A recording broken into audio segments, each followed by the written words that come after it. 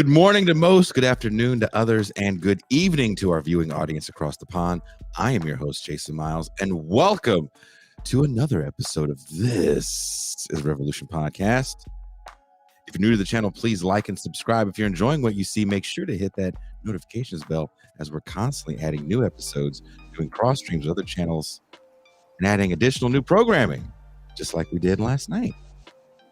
I do a very fun 3-hour stream with Ben Burgess and JG Michael of Parallax Views, talking about Nightmare on Elm Street series and just a bunch of other things. 3 hours, we can't just talk about Freddy Krueger for 3 hours.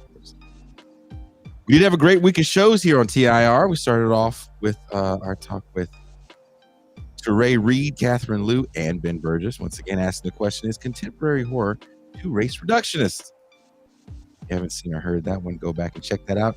I can't wait to read the comments. Then Thursday we had Danica from Code Pink discuss the events going on in Israel and Palestine and their big protest they'll be doing today. Did another Beyond the Red Zone on Wednesday, of course the Friday show. So we had a very, very busy week of shows. So if you have some downtime, go back and check all that out. As you know, this is the Saturday free show. There is no bonus champagne room. It's our way of allowing you guys to get a glimpse of what goes on beyond the velvet rope, the TIR VIP. So if you're enjoying what we do here and you want to support, definitely make sure you subscribe and share. If you have the means, send a super chat and MT will read it. I'm really bad at reading those. All of us here at TIR would like to send a big thank you to all the subscribers on all platforms and patrons. Without you, we couldn't do this. So if you would like to have access to the Champagne Room past and present, be part of the live virtual audience for the Pascal Robert Mau Mau Hour, join us for movie nights and all the other things we do, have access to the Discord server, become a patron for as little as $2 a month or $30 for the year. It can all be yours. Now that that's out of the way, we bring in my co-host for the day, the woman that put this show together. Please welcome in Tucson.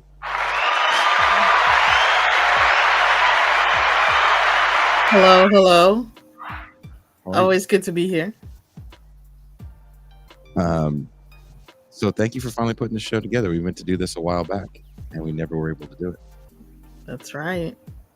Making it happen. And you were like, don't worry, I got this. And after a bunch of reschedulings later, we finally got it. And then the angle we were going to take was definitely a conversation that we had for a long time. Right. Because we didn't want to talk about Queen Latifah for an hour and a half. God no. You leave Dana alone. Do you know her since you're from New York? No, she's from New Jersey. The motto. Wow. All I know is all you people complain about pizza, New York and New Jersey. Because we know pizza. Not really. Pizza belt. It's the pizza belt. Is Connecticut as well? Unfortunately. Apparently, according to our past guest, Arun Gupta. The pizza belt. We've talked and we've joked quite a bit in the Champagne Room about a new breed of what some are called ratchet female MCs, projecting not quite a ghetto fabulous aesthetic, but more ghetto and proud of it. The songs are shocking and vulgar to many, but is this anything new? In 2023, the ease of releasing music makes it extremely difficult for artists to cut through the noise and get heard, so shocking lyrics shouldn't be surprising. Sexyy Redd has become famous not for her lyrical gymnastics or catchy beat production, but simply by letting you know she doesn't mind getting STDs and that her butthole is brown. And if you're okay with both of these things, well, then you can go to Pound Town. Sukihana has a similar rise to prominence, proclaiming that she's incontinent and likes to eat niggas' ass. And it's something her and her entire crew enjoy as well. But is this any different from what men have been saying for decades in hip-hop? 2 Live Crew was just 40 minutes of dudes talking about sex acts, and it was so vulgar in the early 90s at the state of Florida, a record store owner was arrested for selling one of their albums. There wasn't a moralizing cry that we see currently, but a defense of Two Live Crew's First Amendment rights. And defending the group became a cause that united not just the hip hop world, but the pop music world as well. But post Little Kim, where could the risque female MC go? Nicki Minaj, Cardi B, and Megan Thee Stallion are just derivatives of Little Kim, full-figured beauties rapping and visually flaunting raunchy sex. Is that any different than Madonna? Too Short's favorite word is yatch. And tens of thousands of people can't wait to scream it as he raps about pimping women. Is there a double standard here? Do we want our rap to be ghetto and sexy, but not that ghetto and sexy? Today we'll discuss. MT, would you like to introduce our guest? Sure. Our next guest is my good friend, Jillz, soon to be your good friend. Thank you.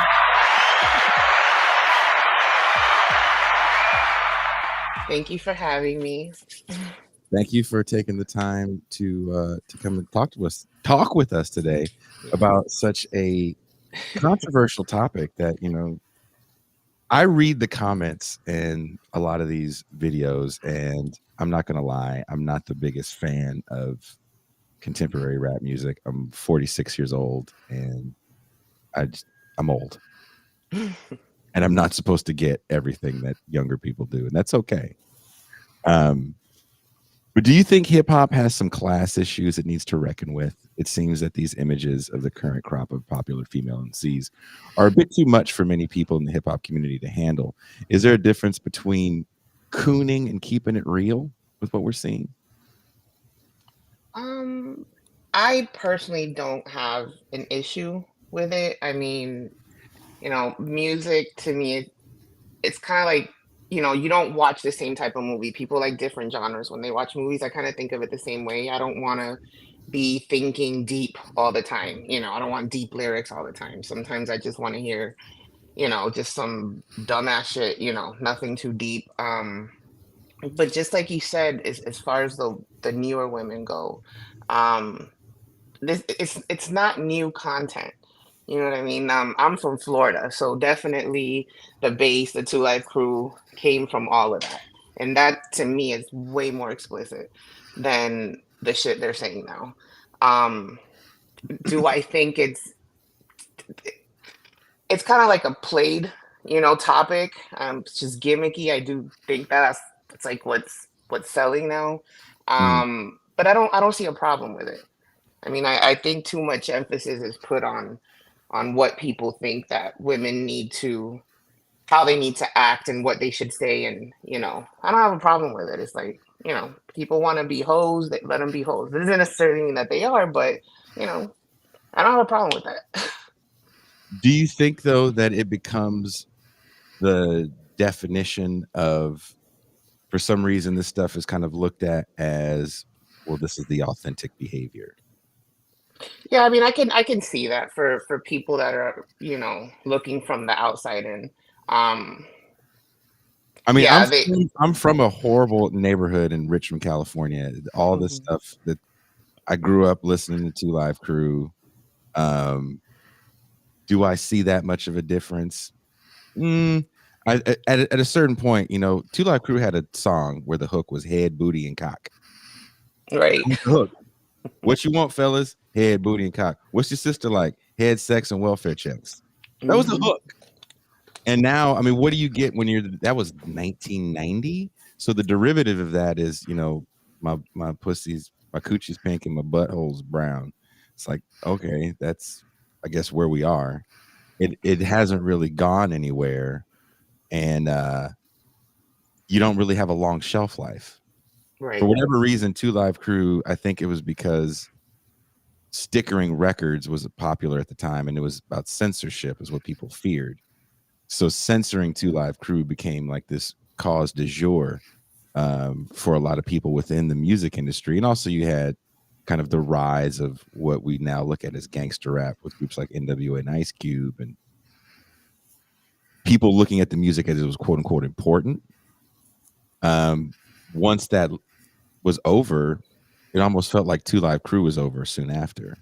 I mean, do you think these people are just kind of fighting to be heard, and this is the only way you're going to get heard? A lot of it, yeah. I mean, it's definitely gimmicky to me.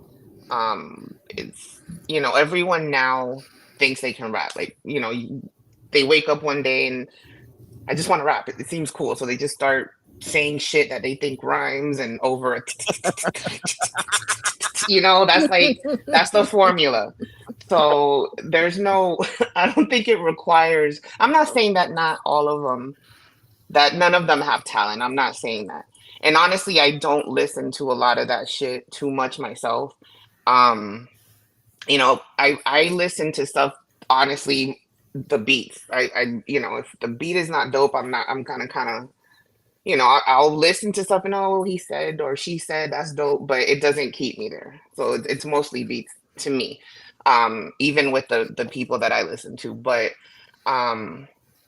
it's just now it's turned into the rap has turned into something that everyone thinks that they can do, and that's not how it was before. Before you had to, and I'm not saying everyone back in the day either, in any way, shape, or form am I saying that everyone back then, from this quote unquote golden era was dope, because there was a lot of shit that I loved back then that now at almost 45 I'm listening to. I'm like, what the fuck was he talking about? What the fuck is he saying? We were talking about, Toussaint and I were joking about this yesterday, and I definitely went on and on about how I felt about where hip hop is kind of age wise, because I think hip hop's in a weird age, and we'll probably get into that later. But R&B suffers a similar problem, and no one likes to talk about it. I was like, Toussaint, do you realize that people our age now, a lot of us have kids. I definitely have it. I'm the father of a 25-year-old, isn't my oldest. And we love to say things like music was better in my day. I'm like, I can't say that. I literally cannot say that. I grew up listening to R. Kelly write songs for Aaliyah where a 13-year-old is sexually molested. And H-Town had a song called Knocking the Boots. Knocking the Boots. We had an R&B #1 hit. What's the fucking? Yeah. Fucking. So we love to believe, like Jodeci. By the time they get to that second album, they're just like, we're singing about fucking. Right. We're not gonna hide it. DJ Quick and everyone he produced, there's a guy named AMG, and they had songs about going down on a woman and loving it, and there was no innuendo involved. It was like, this is literally what we're doing here, guys, and we're going to do 8 tracks about it. So it's interesting to me that people act as if, and I love the golden era comment that you made, because people our age are becoming like boomers are. It's like, what we grew up with is the best, most classiest stuff in the history of the world, because everybody had an S curl. It's like, I didn't know having an S curl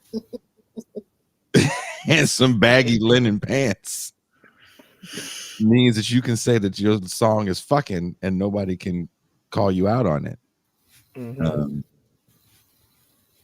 But I don't, has the internet just made it worse? Is that what it is? I think a lot of it now too is just people's attention spans are almost non-existent because of the phones and the internet. Like everything is accessible like immediately, so people aren't as focused. Something has to grab your attention at that moment, and then if they like it, then they keep checking for them until something new comes.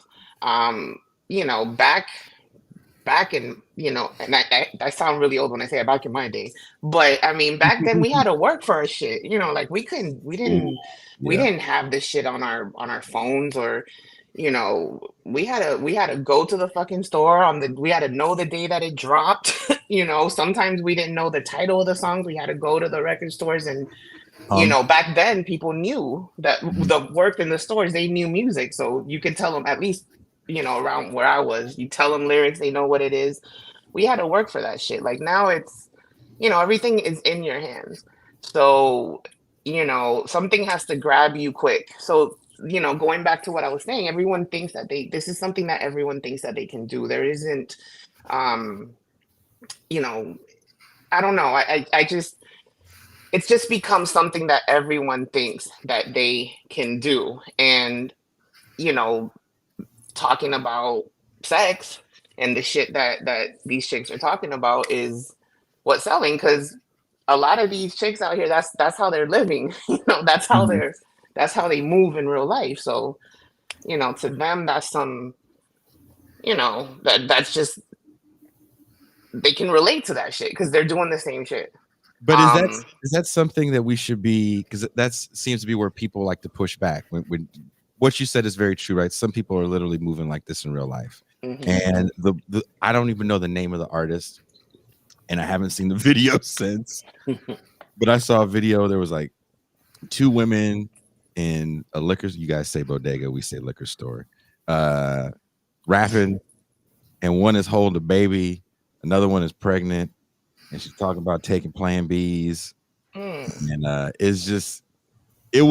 it felt like they took all of the welfare queen imagery and just said, "This is what you get. This is what you get." And I'm like, who is this for? Mhm. As someone that grew up again in this environment, we weren't sitting around singing welfare carols. You know what I That's mean? funny. We didn't have like little jingles when somebody got evicted. Poverty was Right. nothing that we wanted to really make that kind of light of. Mhm. Um, do you feel a certain way when you see these images portrayed as, I wouldn't say glamorous, but just as like, this is what it is? Um, I'm used to it. Like it's just, seeing every day, seeing that shit, either online on videos, everything is online now.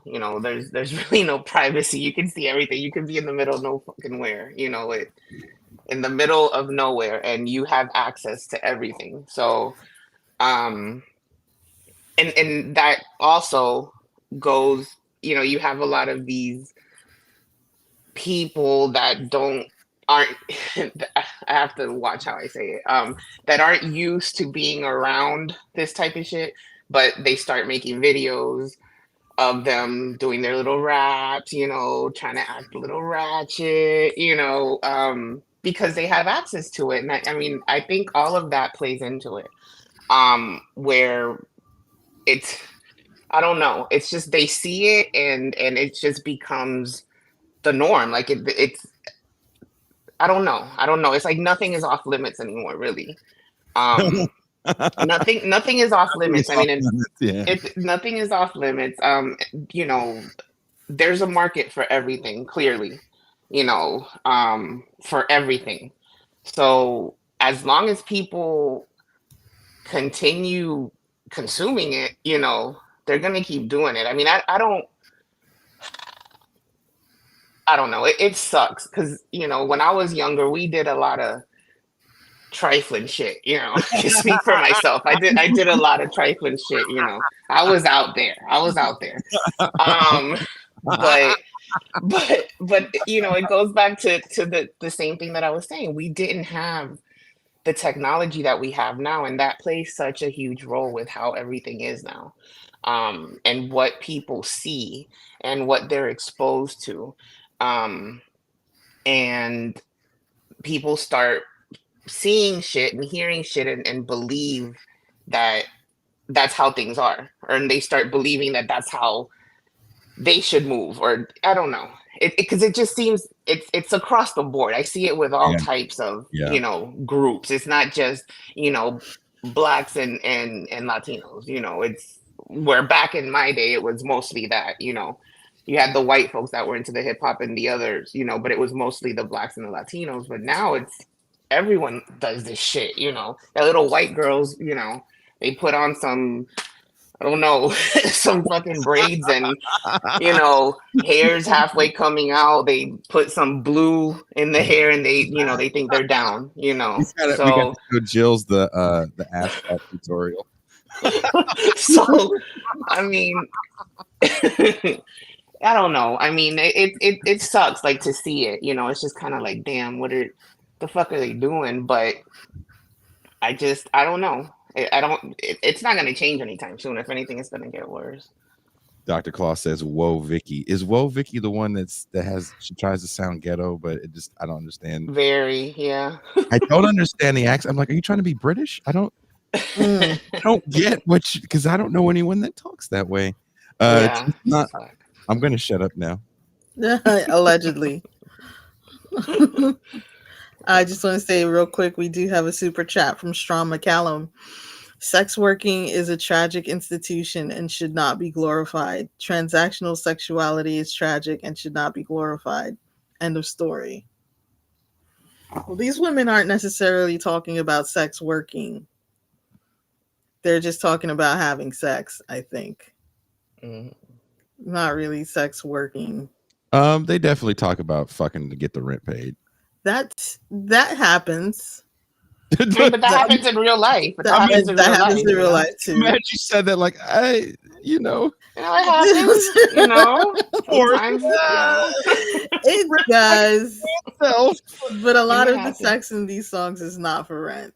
It's just to do it. So you're saying that she's not eating the nigga's ass for the rent? Some women like, ass play. Some women like to eat ass and Do you know any names? And if so, just leave it in the private chat. Some women like to do, peggy stuff. But I don't know. And even if they were talking about sex, sex work, and you know what I'm saying? Like, yeah. I don't see the, the problem. Yeah, I don't see the problem. Like if you don't like something, don't fucking listen to it. If you just move on. You might like some shit that other people don't like. I don't see the issue. And a lot of this shit is whack as hell to me. So I'm not saying it's dope and that I listen to it. Mm-hmm. I'm just saying, it doesn't really matter to me the content. You know what I'm saying? Like it's just shit is whack, but let them talk about whatever the fuck they want to talk about. Something new comes along, people are gonna jump on that shit because there's new ones coming every day, hundreds of them. So that is right. They don't stop coming. They just multiply. Right. Well, your boy Lord Jamar. Oh Lord. I know. He said, today's female rappers have glorified being a whore. What do you think of the state of women in rap? Are raunchy female rappers standing up for a generation of women's sexual liberation despite the backlash? Do you see them as sexually liberated and as sexual liberators? That's go ahead. Can you name some names? No. Can you name some names? Are you talking about like the Sexyy Redds, or you mean like more broader, the Nicki Minaj's, Cardi B's as well? All of them. Do any of them strike you as sexually liberated? That's such a deep conversation because we can go so deep into what started that whole shit, and how women get to that point. If women period are fucking and doing what they want to do as far as that goes, just because they want to fuck, then to me that is liberating. Without getting into the deeper issues, because again, that's some, that's deep. But It's nothing new. It's just that now, again, we have access to seeing it. It's nothing new. I mean, chicks were fucking hoes back in the day with, Tim's on and, fatigues and, you know what I'm saying? Like, they were doing that shit back then. Like, fucking did not just start, This And is dudes true. like him, I know a bunch of them, the quote unquote, the righteous ones, they're the biggest fucking hoes ever. They love the hoes. You know Right. what I'm saying? Then they go on social media, on shows, talking shit about the same bitches that, they were trying to get at last night. So I ain't listening to him. He gets Which- on my nerves anyway. He's a special one. Oh God. Yeah, he's mm-mm. Do you have any favorites out of this new crop of female MCs?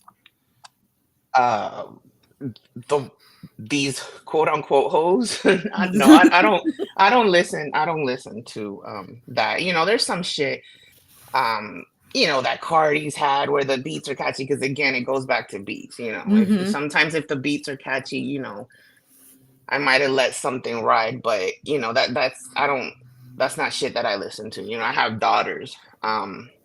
So, I'll, like I said, I'll hear sometimes. Yeah. So it's like, it's like, oh my God, they love to listen to that shit on their phone too. It's like, turn that shit off. But, you know, and because, we're so in touch, on social media, you see the names flying around and you see the videos and stuff. So, I'm familiar with them, but favorites, no. I mean, I dig Cardi B, just herself. She's nuts. But this was like Mhm. before she blew up to the point where she is now. Um, I just thought she was funny. Just she's goofy. But as far as favorites, no, it's not. Not my thing. She is goofy. Yeah, she's very goofy. She's like the new Suzanne Summers on these late night talk shows. Right, right. They love her Yeah, they do. She's I don't know, it just seems like she doesn't take herself too too seriously. seriously. Yeah, Yeah. She's not afraid to be goofy, and I like that. yeah. Do women in rap face more scrutiny than other areas of entertainment and music? Um, I would think so. I mean, women, period. But yeah, I think there's so much emphasis is put on women in rap, and like I said before, how they should be. But no one is ever going to be completely happy. Right, If she's not feminine enough, then she's a dyke. You know what I'm saying? But right. then she might be dope, but oh, if you looked a little bit more feminine, then so and that's always been that way. I mean, there, even back then, there were women that could wrap circles around dudes, and they're respected, but they weren't on the level that they should have been, as far as all these other dudes. The levels they're put on when people talk about legends and so on. But yeah, I definitely think they're under a microscope, at period. I would like to ask you, like, kind of well, hold on. Let's MP. It's just too real. It's too real in your hood right now. Jesus Christ. You would think she lives literally in an episode of The Wire sometimes. Oh shit. Jesus. Like, and the sad part, the window's not open. It's not. It's not. She's like every bit of shut in. That's how I used to be in New York. Yeah, I remember. And it's just, the sirens is so, I think it's just cops fucking with you. They know you're on air. It's the deep state. But to your point about that, it's actually interesting you talk about that. The respect of female MCs. There's a certain look that has been popular for the last 20 years, right? Before, you had to be really skinny for people to think you were attractive. Now you can have a really fat ass. This fat ass renaissance is a wonderful thing. Came along too late. But Megan Thee Stallion I watched her documentary thing about her getting shot in the foot, and it kind of goes back into her early days of rap. And her mom was a rapper, so she was really trying to be an MC. But it's not until she really leans into, you know, all the sex stuff that she truly blows up. It feels like the women that blew up on the sex stuff are able to pivot out of it. Like you guys are talking about Cardi B kind of being almost a Suzanne Summers like character now. She kind of is every white woman's favorite friend of color. Right. Like, well, let's bring Cardi B. She's safe. She's safe to them. You know, that's how white folks are. If a Latino or Black person feels safe to them, then you know. I almost got trampled at Coachella the year she was there. Oh shit! Yes. In flower crowns, about to fuck me up, trying to see Cardi. It's real. But it's for this new crop, right? The ratchet crop. They don't seem to have the intellectual wherewithal and the physical characteristics of the Nickies, the Cardis, the Megans. Who else did you lump in that category, Toussaint? Of the BBL look? Yeah. Sure. Cardi has it. Nicki has it. These other girls don't necessarily have it. And it's like, I'm just going to double down on just fucking hood shit. Sexyy Redd does not have it. Like I looked at a check cashing place next to a liquor store. I mean, that's part of her realness. No BBL. Is it real? Have you ever been to a check cashing place? Yes, I have. I have never been to a check cashing place. Thought to myself, yeah, I'm going to the check cashing place today. I was like, man, I wish I had a bank account. Nigga, I didn't have a bank account for 11 years. Oh my gosh. I mean, you want to keep it real. I'm not going to do a song about it. Badass credit. Badass credit. Pay me under the table. Cause I got tax wings, bitch. Child support up the yin yang.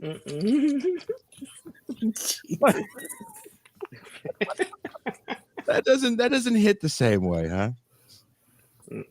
But if someone said 11 years, go fuck yourself.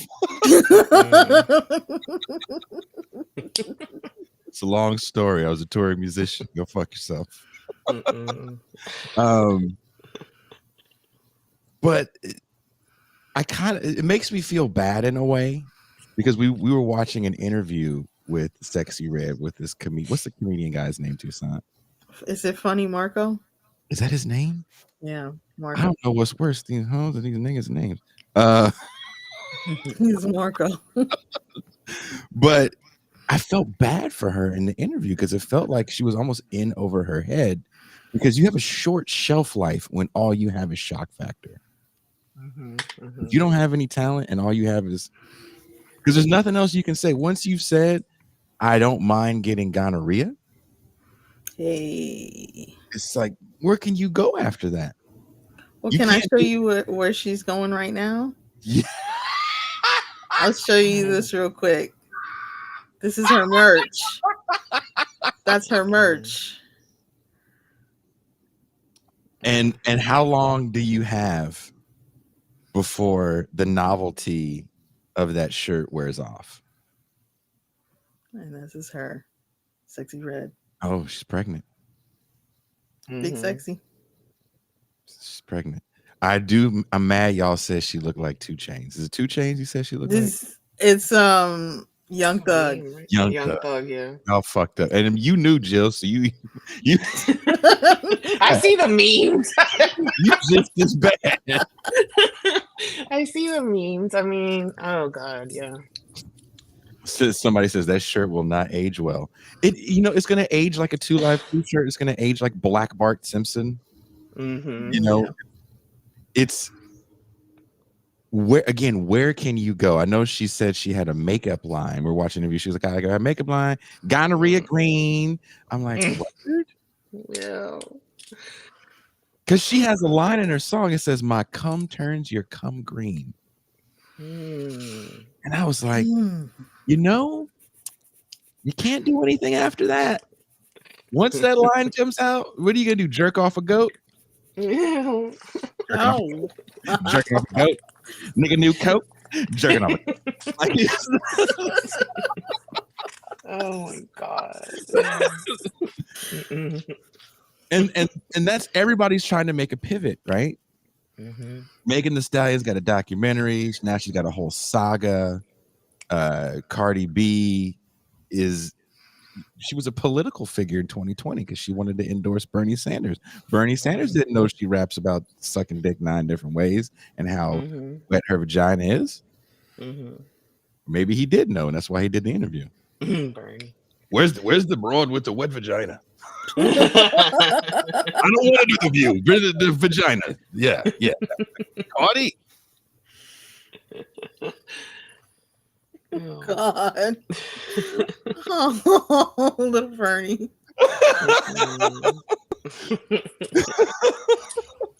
I'm so sorry, Bernie Sanders, but I know that's what was going on when you were yelling at her. She loved her some Bernie. Yeah.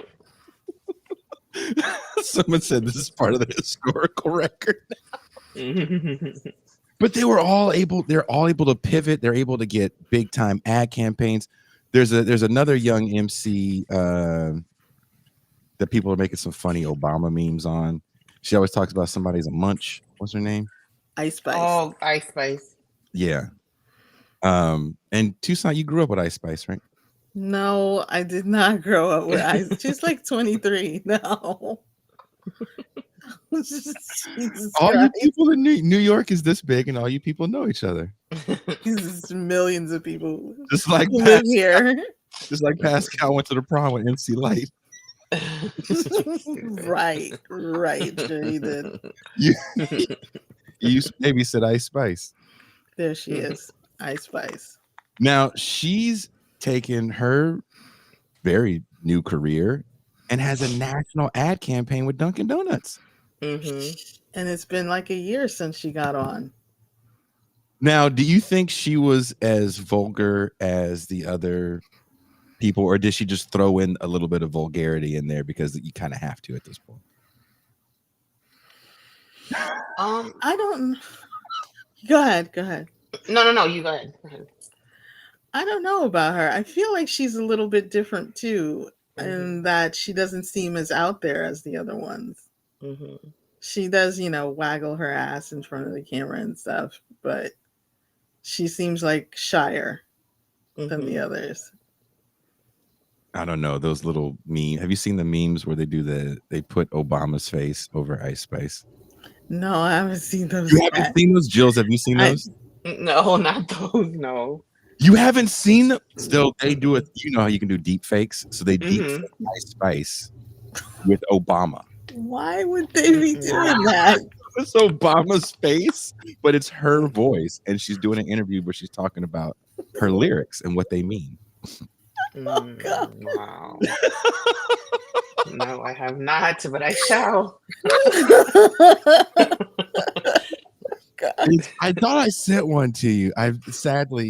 So we do a thing, Jillz, called the Champagne Room, where we go down these rabbit holes where I find these videos totally on accident. I do not search for them. I'm telling you the God's honest truth. Whatever. Shit! I just saw one. Okay, I'm sorry. Go ahead. You just saw... I will pull it up on my iPad. Oh shit! You thought I was lying. It's wild because I know somebody that looks just like that. Go ahead. That's fucked up. You know somebody. Yeah, like it is. It is fucked up. It is fucked up. Damn. Yep, Obama Spice. Go ahead. Wait, just go back to your friend with the weird face. No. Let's leave it. Hopefully they're not watching today. Right, yes. Yeah, so. I hope she's not talking about me. God damn it. I thought we were friends. Oh, shit. I guess that Jill's a munch. Yeah, fuck that bitch.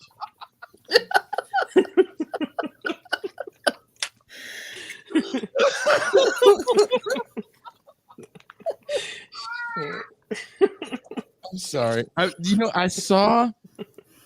Again, I didn't know who Ice Spice was, and I think we played Ice Spice in the champagne room one day, Mhm. and I was like, whatever, I wasn't super impressed, but again, I'm old, and I don't care. And then what blew me away was I was looking at her numbers. I'm like, oh wow, it seems like she's got pretty good Spotify numbers and social media numbers in general. And the next thing you know, bam, she's in a Dunkin' Donuts commercial with Ben Affleck. Yep. It's like, whoa. Are the Sexyy Redds of the world limiting their ability to make that big money pivot? Go ahead. I think, going back to, again, this is what the people who are into this shit, this is what they're into. Like, what's considered talent nowadays is very different than what we considered talent in regards to hip hop back then. They're not trying to check and I'm not saying not everybody does, obviously, because there's a lot of newer rappers now, newer MCs that are super dope, and you can tell that they were raised in the culture, or that at the least they appreciate it. But this is the content. So yeah, a lot of them are downplaying, because some of them, I believe, do have actual skills. And the thing with Ice Spice, I think she's cute. um, I've heard and I've read that her father was someone who's a rapper that's known like back in the golden era. I don't know who he is. I haven't been able to find out who he was, but apparently she grew up in the culture. So, and then there's the kooky one, the cow one. Who's You know that? I'm a cow. Moo. She's the bald one now. How the hell did I forget her name? Oh, My Doja daughter loves Cat. her. Yeah, like she came up like, in the underground, like, rhyming at like, open mics and shit with dudes.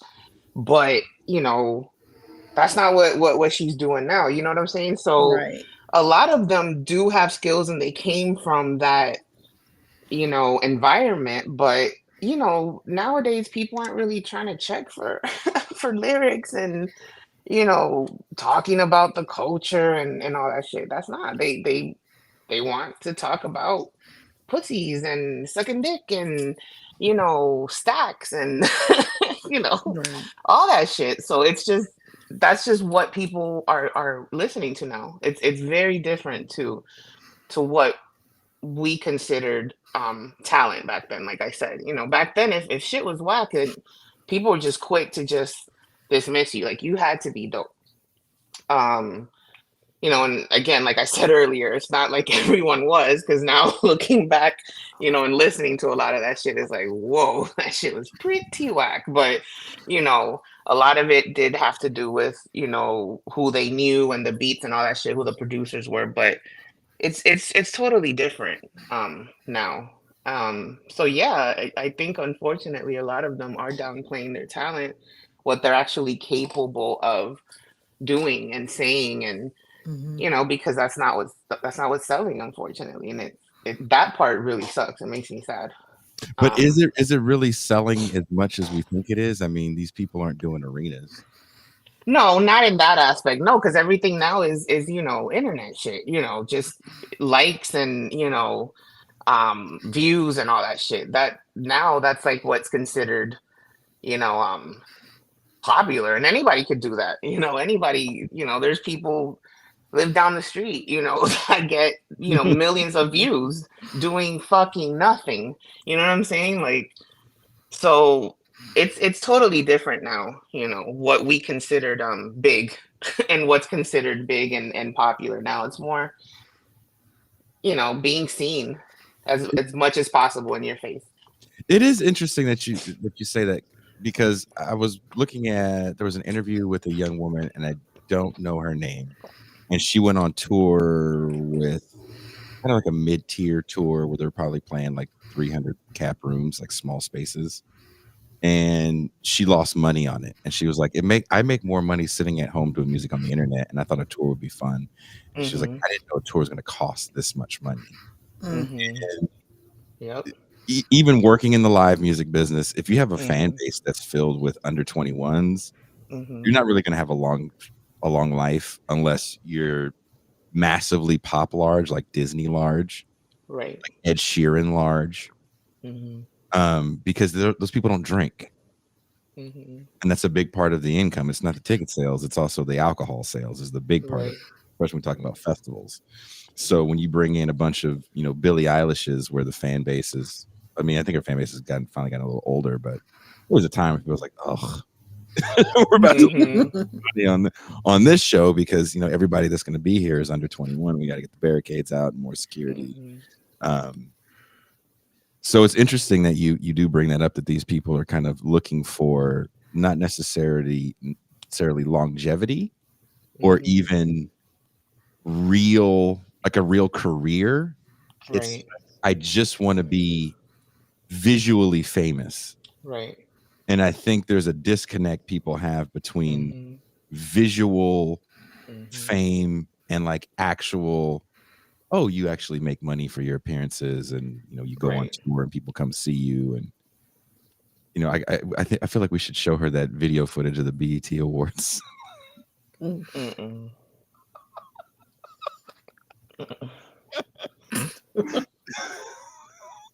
Did you watch the BET Awards, Jillz?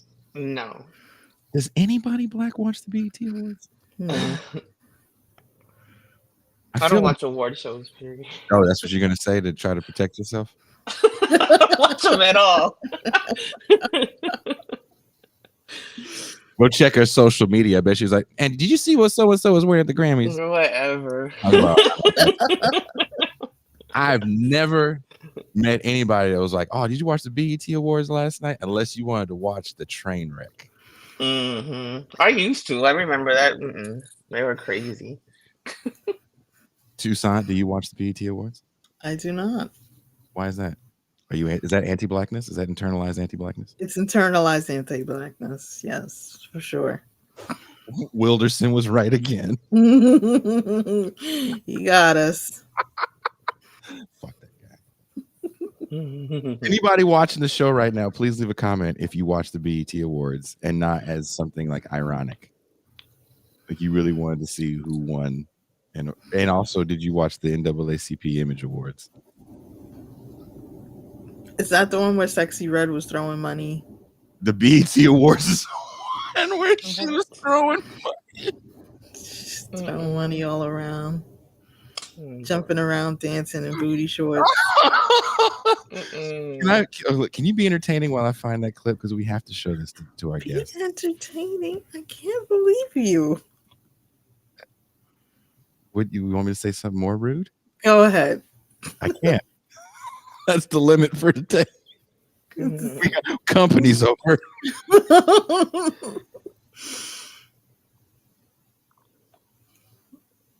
So let's see. I'm going through the questions.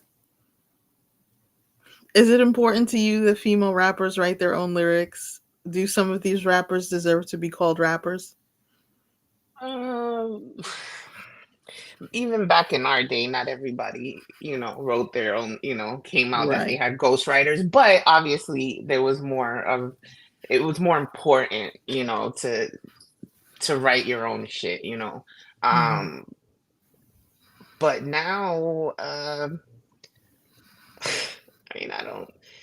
they're not saying, to me, they're not saying anything that I've heard, at least, that is so deep that if I were to find out that, they had a ghostwriter, I wouldn't give a fuck. Oh, damn. You know what I'm saying? Like, it's anybody can come up with shit like that. You know what I'm saying? Like, it's not deep. So no, to me, it's not important at all because of the content, Right. It's just the content. Yeah. There are some, people that, I would say, yes, I would be surprised if they had a ghostwriter and be fucked up. But again, different content. For these, Is it important to you that a lot of these lyrics are written by men for women? A lot of a lot of this shit is just is created for image as a whole. A lot of people have never rapped before. They find them, oh, they're pretty or they're cute, or they, like they just want to mold them. They just want to, make someone famous or whatever. So that doesn't surprise me at all. No, it doesn't surprise me. And is it important? No. I mean, Somebody in the comments wrote, "Bitch, say these words." That's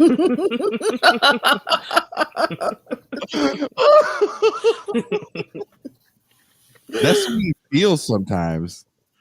When you go back and look at the history of like the early days of rock and roll, there was a lot of that.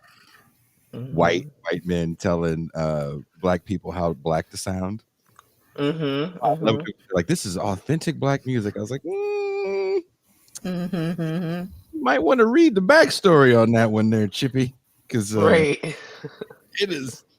These black people want to sing it a whole different way. They're like, no, we're gonna need you to really negrify it.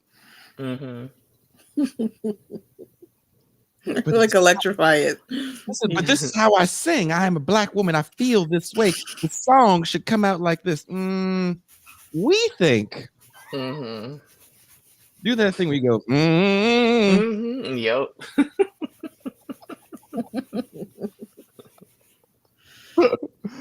So yeah, I found an interview before I go deep into the archives.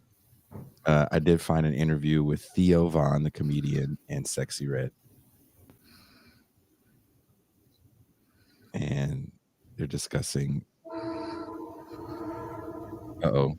Is everything okay, Toussaint? Everything's okay. It's just a train. Okay, god damn. And you live next to a train? I do live next to a train. Jesus. Oh.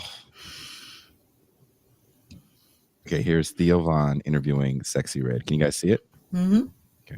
Community or not? Hell yeah. Really? I got it bad. Damn, bro.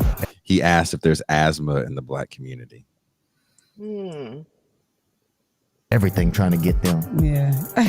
Sugar, asthma. Diabetes and shit. Damn, everything, bro. But white people got different stuff too that we can't get. Like, we be looking at white people like, dang, they got a lot going on. Yeah. For real, like, I'm you know trying how to like think. they can get lice Oh, yeah. and sunburn and stuff. I was thinking the other day, Skin cancer. We Yeah. can't get stuff like that. sunburn is a real. People don't want to admit it, but that shit is real. What it do? That's the unsexy red. What it do though?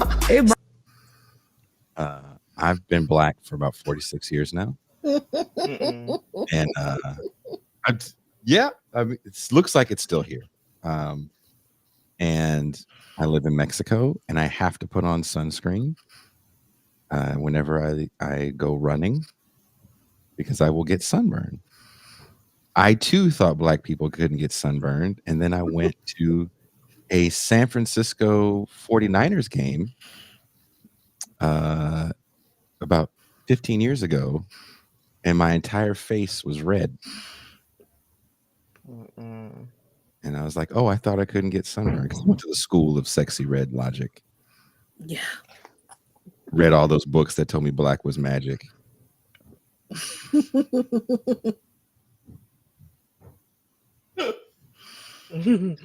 What do you two have to say about this interview? She sounds like she knows her stuff.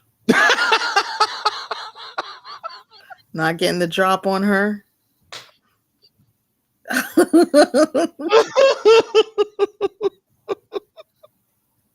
She sounds like a regular person. Her speaking voice is actually pleasant. Oh, you want her to just like sing you a lullaby? Maybe not, but Humpty Dumpty sat on a wall. she just seems very human to me. Besides all her persona, she seems very human to me. She wears glasses. She wears glasses. You made a point to say that her and Sukiyana both wear glasses. They do. They do. Sukiana wears glasses too. I mean, that Sukiyana interview is still the best. Cam Newton. Has Jill seen the Cam Newton interview with Sukiyana? Oh my god. I don't think so. Oh my God. It is the greatest interview ever. She's hitting on him so hard. And he does the polite, nice guy, good looking guy thing. It was awesome. She like talks, she goes, I cook for all my men's that's married. And he goes, you do what? And she goes, yes, I cook for all my men's. She's just naming all these foods that she cooks. And he goes, and she looks at him and he goes, oh, I'm a vegan. She goes, I make vegan food too.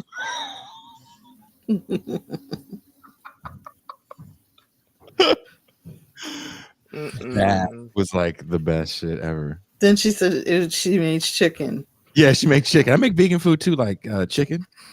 What? Oh, okay.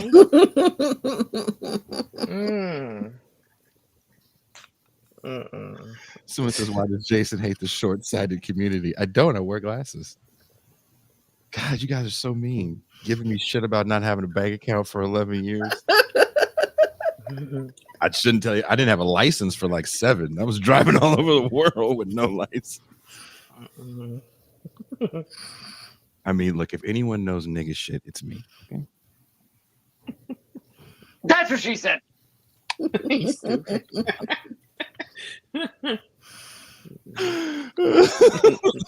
Okay, Tucson, be entertaining again. Be entertaining again.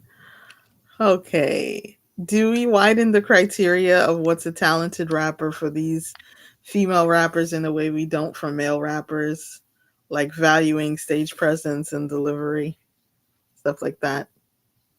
I guess, like I said, I definitely don't go to any shows to see these people. I try to avoid seeing them on screen at all costs anyway, but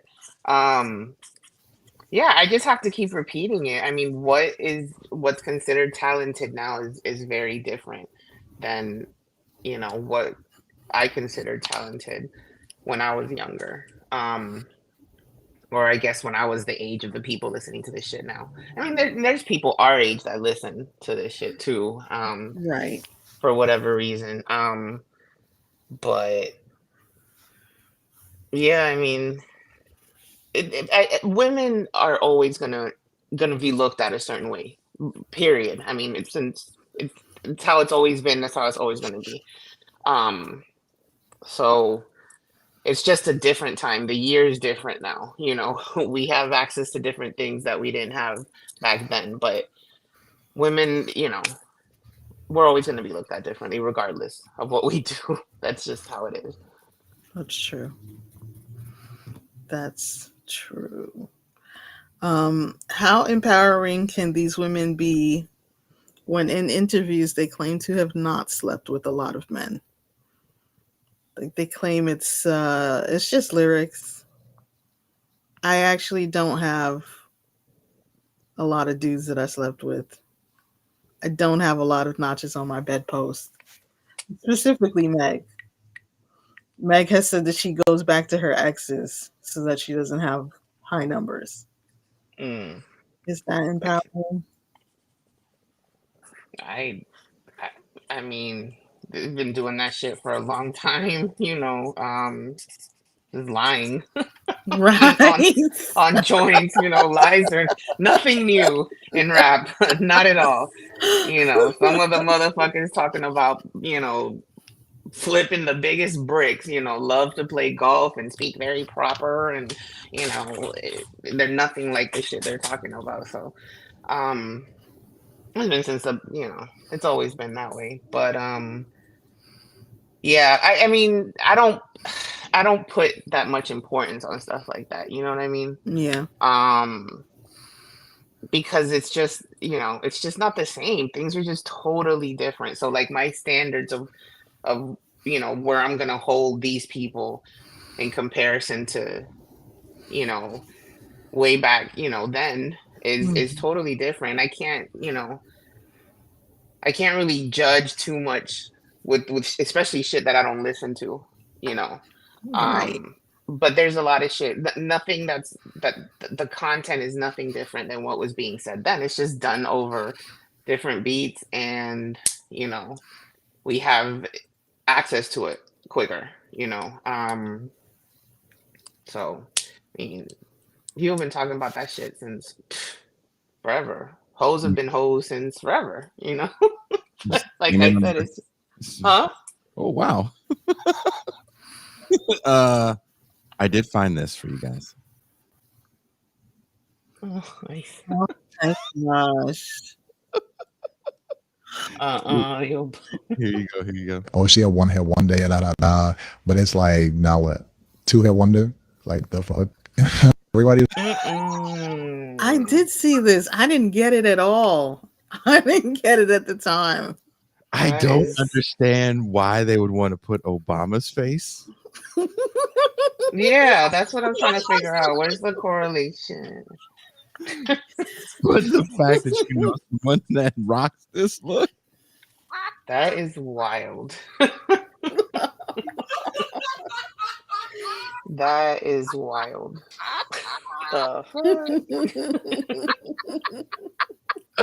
And they have a whole bunch of these.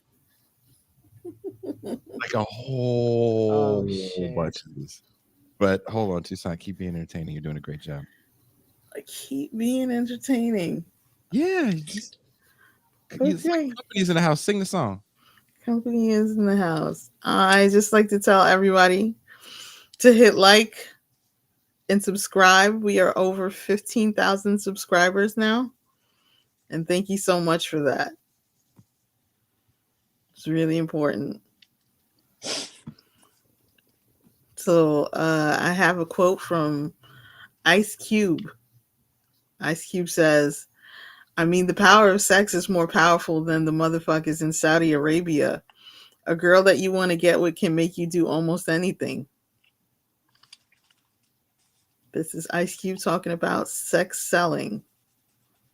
Okay, since we're over an hour and we've stolen Jillz for a little bit, I do have to ask her this question. Have you seen the movie, I think it's 2008 it came out, called Havoc?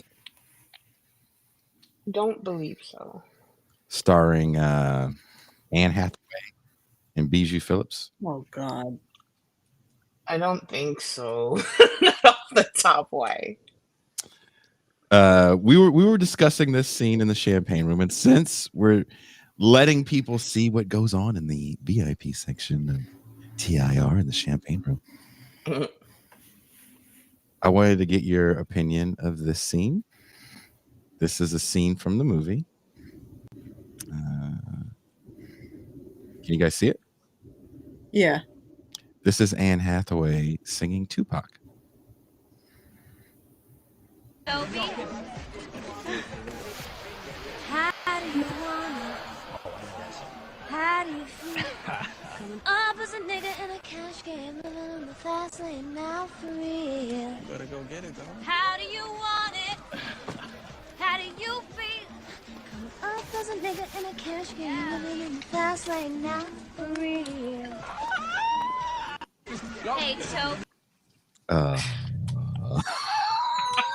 To a dude named Toby.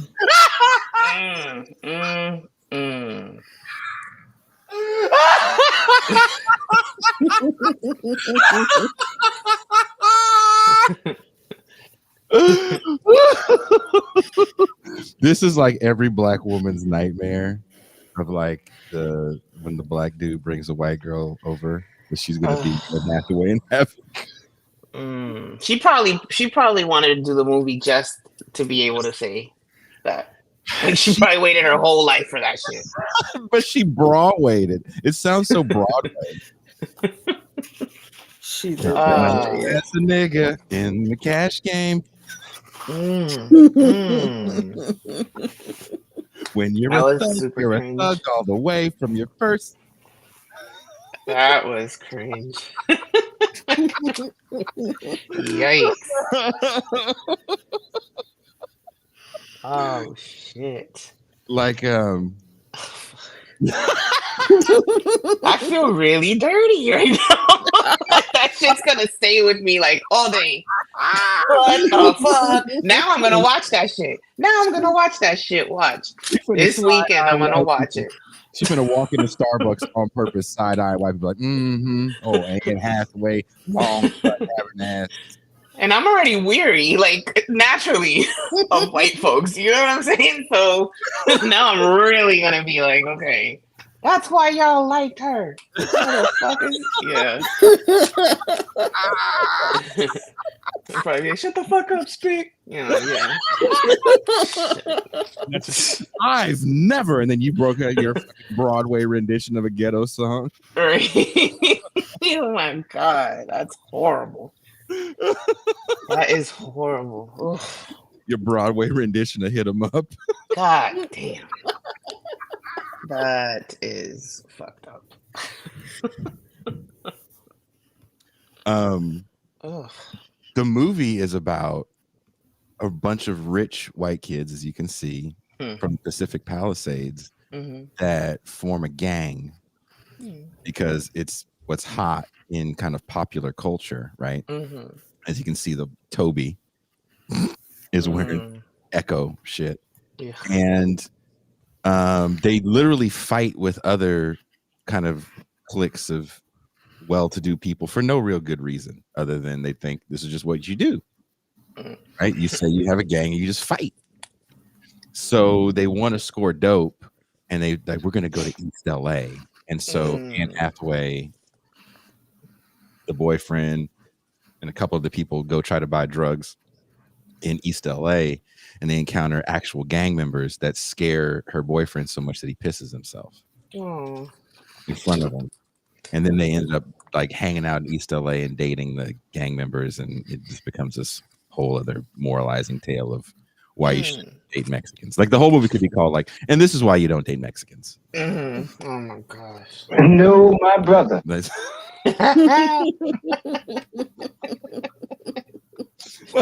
Oh shit. like I'm not Mexican, and that movie offended me. But it tries to have one of those crash endings where like everyone's racism is kind of like shown to be the problem, but in reality it's like, none of this would have happened if you didn't date Mexicans. Right. Oh man. But just because I'm kind of a prick and I want to give you PTSD. Oh shit. How do you want it? Nah, bitch, nah. I was a nigga in a cash game, living in the fast lane now. It sounds like Annie, right? Yeah, like, It's a hard knock life for a nigga. It's a hard knock life. Oh shit. Better go get it though. How do you want it? Right there. That note right there, that Broadway note. That is the note that lets me know everything's gonna be all right with you, Anne Hathaway. I appreciate that. Hey, your food may be bland, but you're gonna understand my problems. Give me a hug on a long day. That Broadway note. How do you feel? I was a nigga in a cash game, living in the fast lane now for real. That shit's not even far off from shit that happens now. Like these white girls and white dudes, especially, they have like one black friend, and they're like in a white neighborhood. So there's only, in a white town. So they have like one black family, and they're friends with like the one, son. So that gives them a pass to say it. Also, Jillz, what do those black cats do when they get in those situations? They overdo it. Right. Not all the time, but sometimes cats feel like they got to overdo it. Right. Because people start asking you dumbass questions that you don't fucking understand. Like Kevin Hart had that goofy ass movie was called Get Hard, where he was paid to train Will Ferrell because he had to go to prison. He was like, teach him how to be tough. And he's like, oh yeah. And it's just this movie again. Watch it. Please send a message to us and let me know or Toussaint know how you liked. Shit, yeah. I will. I'll tell you this much: the ending is gonna f your head up. Oh, I will tell you that much. The ending is going to be a real. This is a pre-Me Too movie, and I do a content warning. If you guys do want to go watch this movie, they really. This is also after the movie Kids. Yeah, I mean, and I love kids. Everything after Kids, like how can we make being young right? Very fucking disgusting. Right. And also never date a Mexican. So right.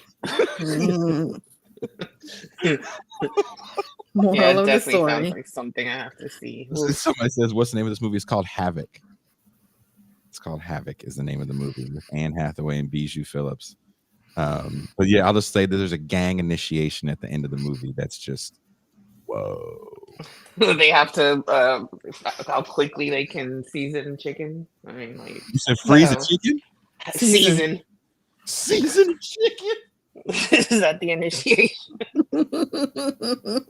That's if I made up a gang. That's kind of shit. Right. You white bitches want to join my gang? Use some salt, I dare you. I talk like Willie Dynamite.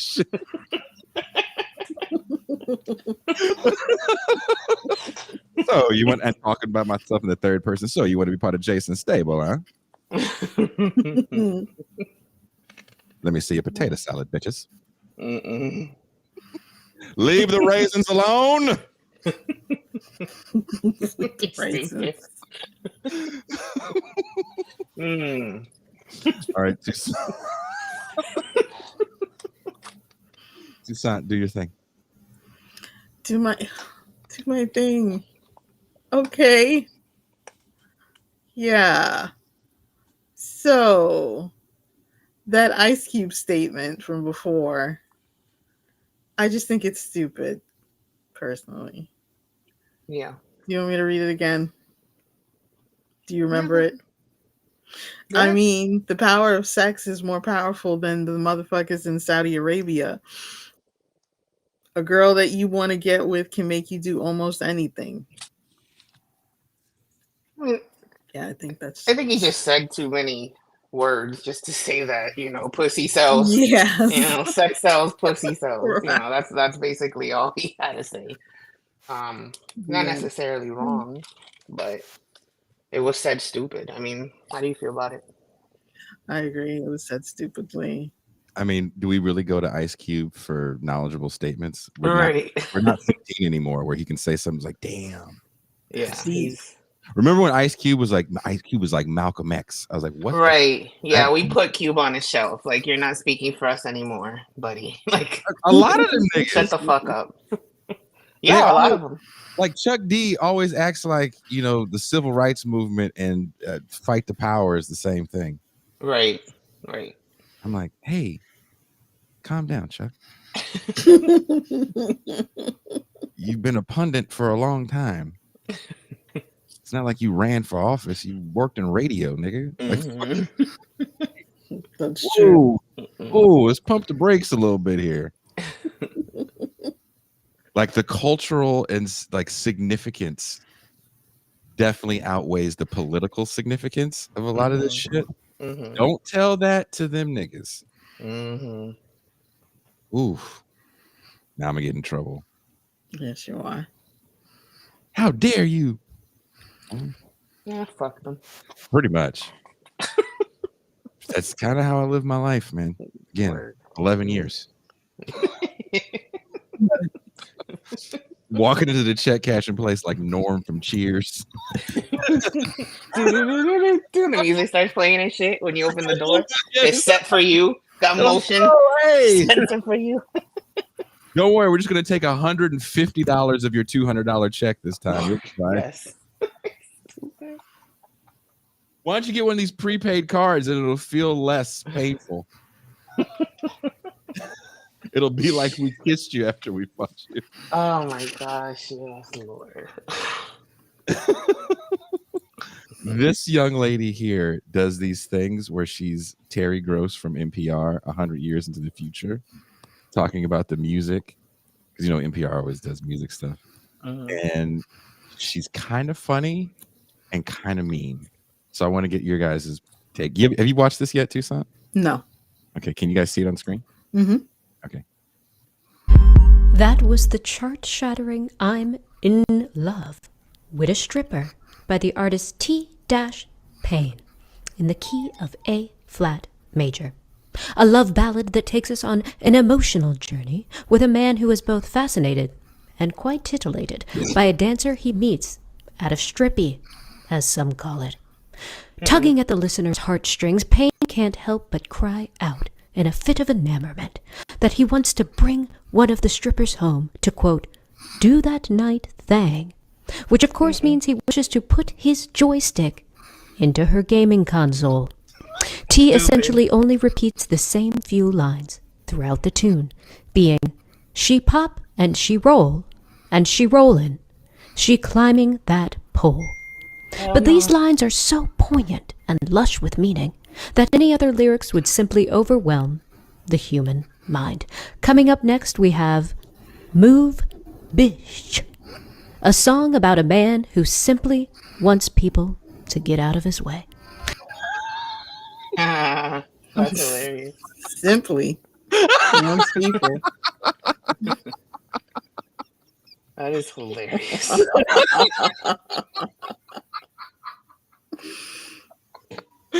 Jillz, thank you for hanging out with us today. I hope you had a good time. I did. I had such a good time. Thank you so much for having me. Tell all your friends about us. I definitely will. This is dope. Don't be a stranger. I will not. You have a very good rest of your day. You too. Thank you. Later. Thanks, Jillz. You're welcome.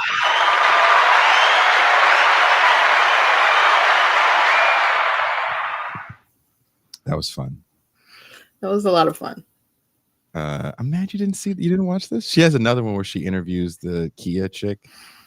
My neck is back. God. So damn funny.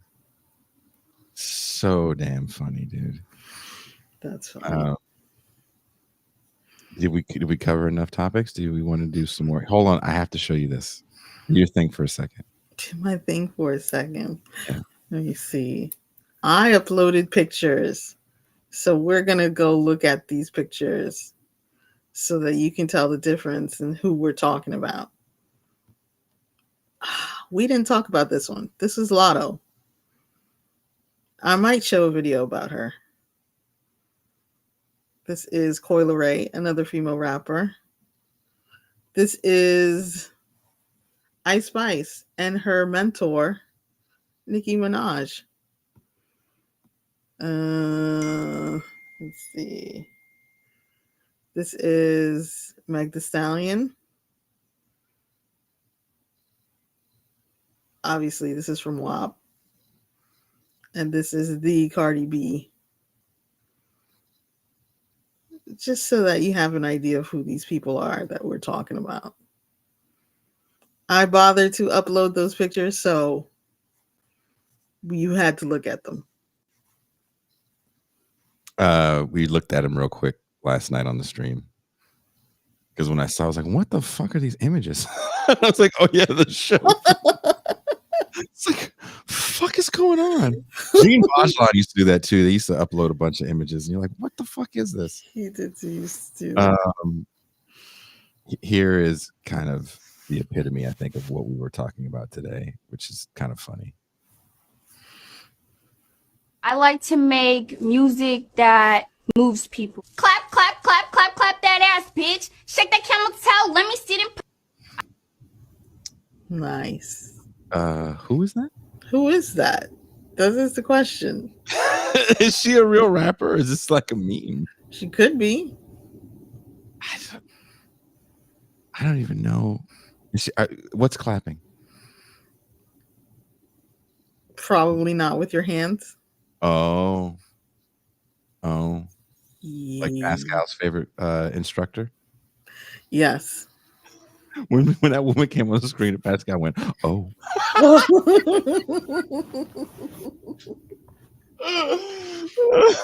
Oh, Pascal. Just the way his eyes got hella big. Oh, my brother. Just like, whoa. Got real.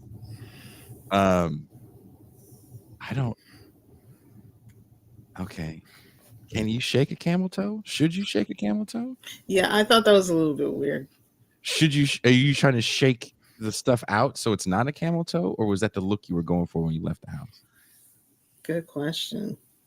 Is that a style now? If so, can someone drop a comment and let us know if that's like Probably the it look is. for fall?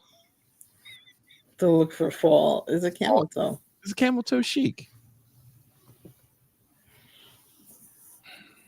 Would Isn't Anne it? Hathaway rock a camel toe? That's what you have to ask yourself. God. I do not want to think about Anne Hathaway's Broadway camel toe. Oh my God.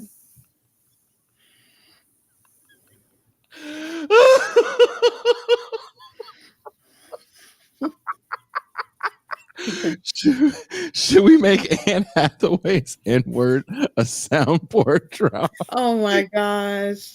So she just soars. So like there's two N-words that really stand out in my head that white people say.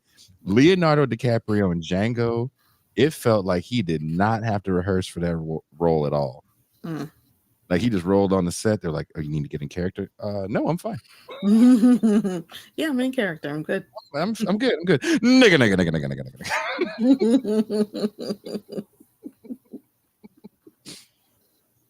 Like I was like, either he is the greatest actor of our generation, or Ain't acting. he was over there yelling cut on Anne. And you're not saying it right. Take the mayonnaise out your voice when you say it. Nice. Really dig into that A.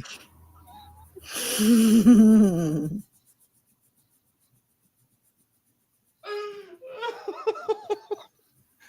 got to make us believe, Anne.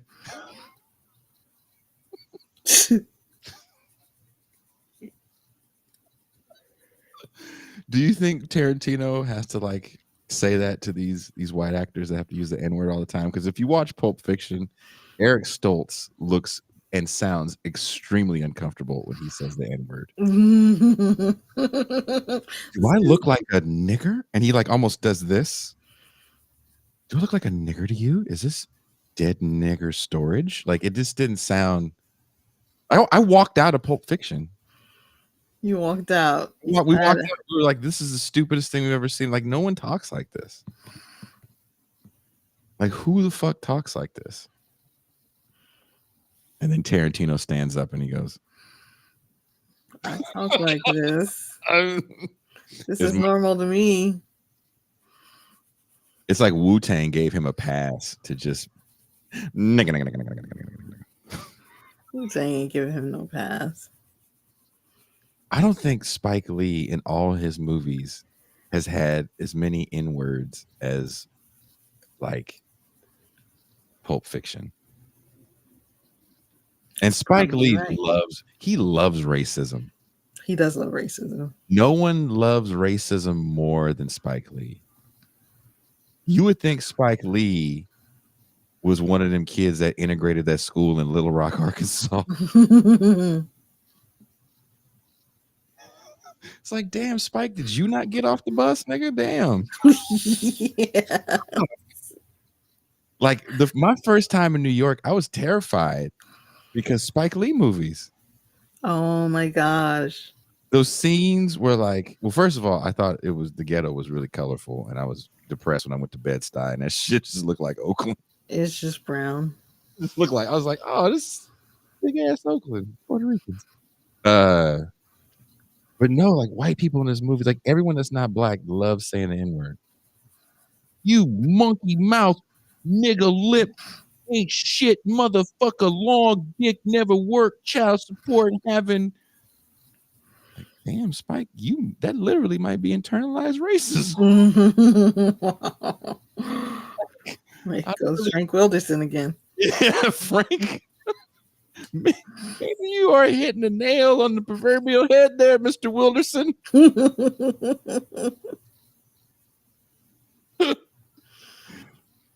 Because, man, after he did She's Gotta Have It, it was just like, oh, by the way, all white people are racist. All white people are racist. Remember, he did that movie with 25th Hour? Mm-hmm. There's no need in that movie for that scene where everybody looks in the camera and starts yelling out racist epithets. There's just no need for it. That happens. You're like, where did that come from?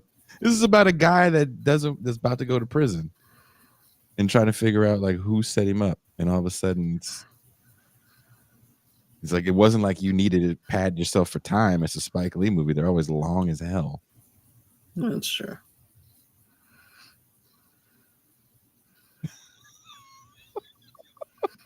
Tarantino is in Palestine. Doing what? I don't know. Calling them the N-word? I don't know if that's true. Jesus. I don't think them people got enough problems. The last thing they need is Tarantino over there. Exactly. Jesus. Oh. I shouldn't say that. He could be doing something really fucking great. If they're not joking in the chat. They could be. Oh, they said is. I could see him in Israel. Yeah. Is he? He's Tarantino, so he's Italian, right? Yeah, I guess he's probably not really that Italian. Probably not. Watch us meet Tarantino. He's like the nicest guy in the world. We're gonna take all this back. Come in and sit down. You guys look hungry. Have a drink. Would you like some water? He's looking at Gal Gadot's feet.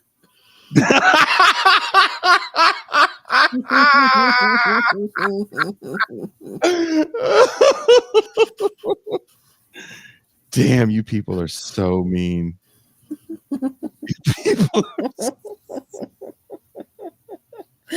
This chat is ridiculous.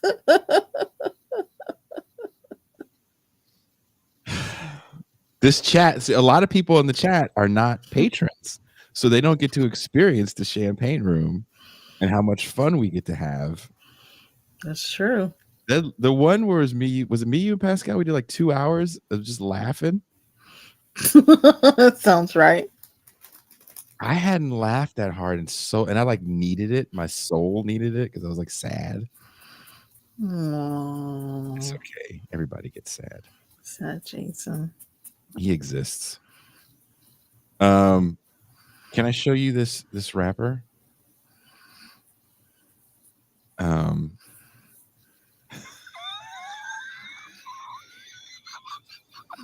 Maybe I shouldn't. Maybe I should say that for the champagne. Oh my gosh.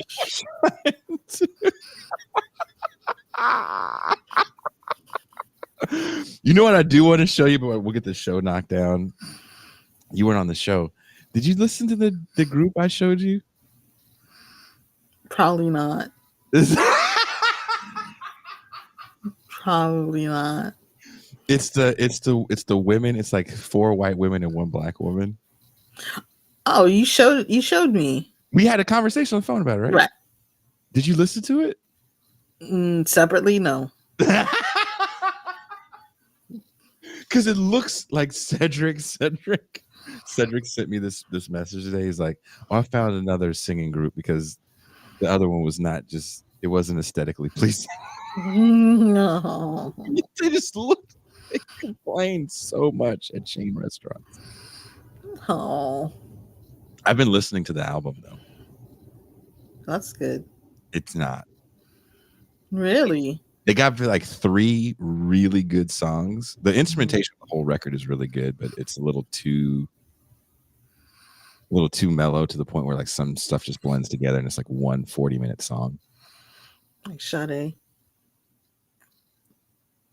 She got tempo changes. 55-minute song, her greatest hits. Swear to God. She's got some like some songs you can shake the shoulders a little bit. But yeah, most of it is very mid-tempo stuff or slow tempo stuff. Yeah, just there's a few like really, really good songs, and they have one song that's like, I wouldn't say woke. What do you call it when you do one of those songs where you're trying to like bring attention to a cause and it just feels like Who's that rapper that you really hate? There's so many. No, there's one that you really Common. Oh yeah, I do really hate Common. Can't stand him. It kind of feels like they have one song where the lady's like saying the names of like young black men that have been killed by police violence. And there's a song. The song is actually okay, but it's just the names. It's kind of like, oh, this feels. I feel like I'm at the DNC convention right now. You know what I mean? DNC convention. Yeah. I have to play this for you and then we can leave. Okay. This is a female rapper. I've never heard of this woman. I don't know if this is just an internet thing or if she's actually like a thing. Can you see it on screen? Yeah. Okay. Out the flick, headed to the trap. Pussy getting so wet from the money stack. Triple stack, bitch, we got 100 pack. You ain't heard what I said, nigga, run it back. Maga hoe, maga nigga with a trick, hit a lick. One on pussy ass, cornbread, fuck niggas. 305, Dick County, yeah, we know. Is she just saying words and then putting the N-word on the end of it? Basically.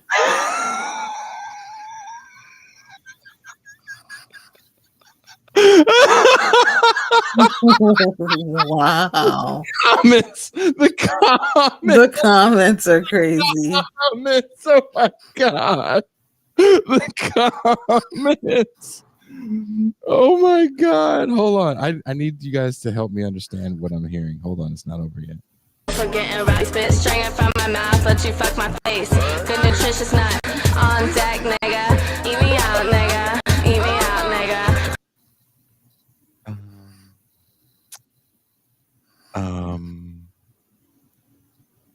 I kind of want to hear Anne Hathaway now. Oh man. I feel way better with Broadway N-word because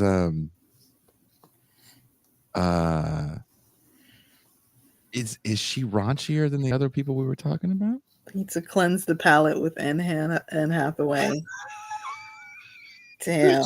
Hathaway and the fuck out of that. Jeez. Hathaway is gonna be a fucking bird.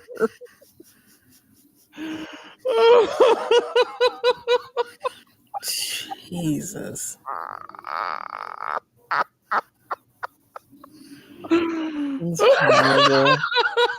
It's horrible. I don't understand because she was just saying all kind of N-words. It's like grits, collard greens, cornbread, and a fuck nigga. I'm like, what does that mean? He's like,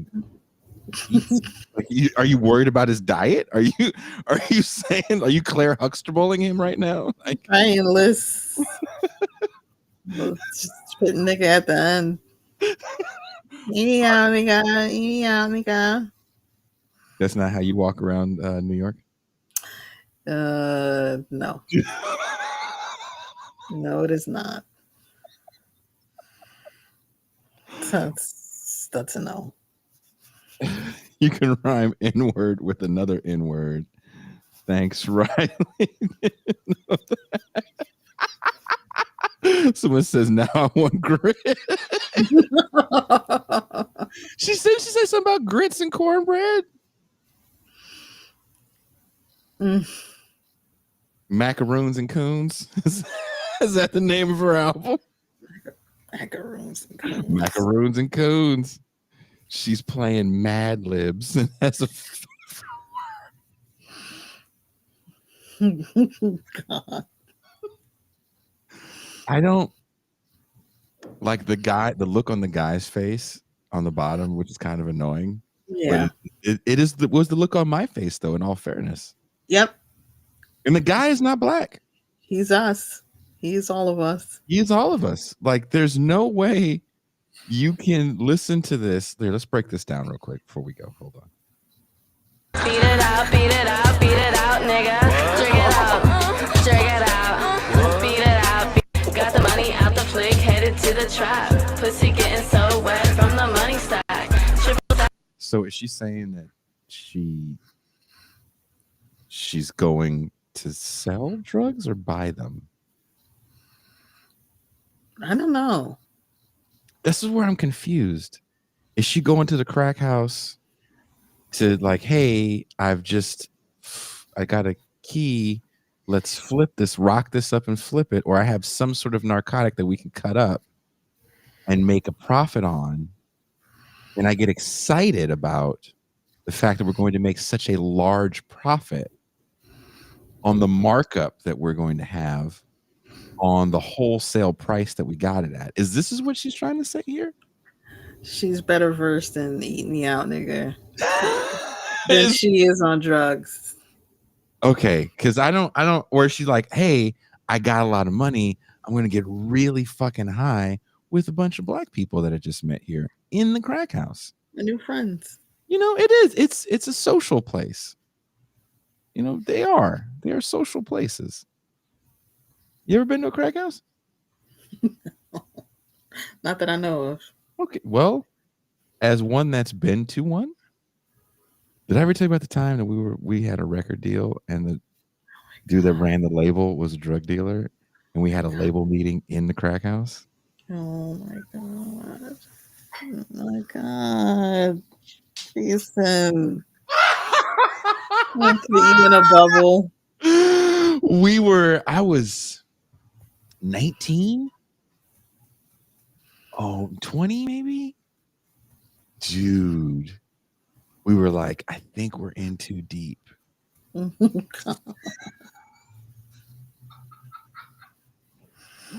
Like, I don't think we're gonna get famous. I don't think this is the way. Felt like Coco at the end of Fame.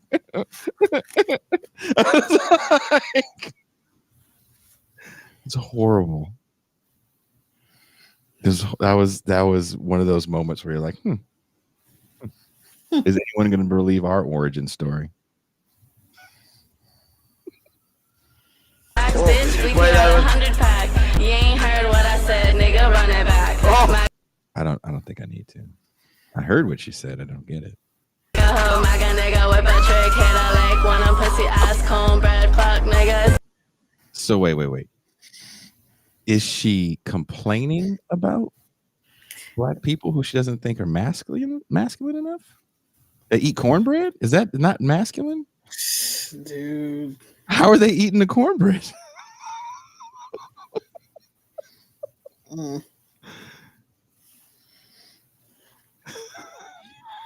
I'm all kinds of confused about this.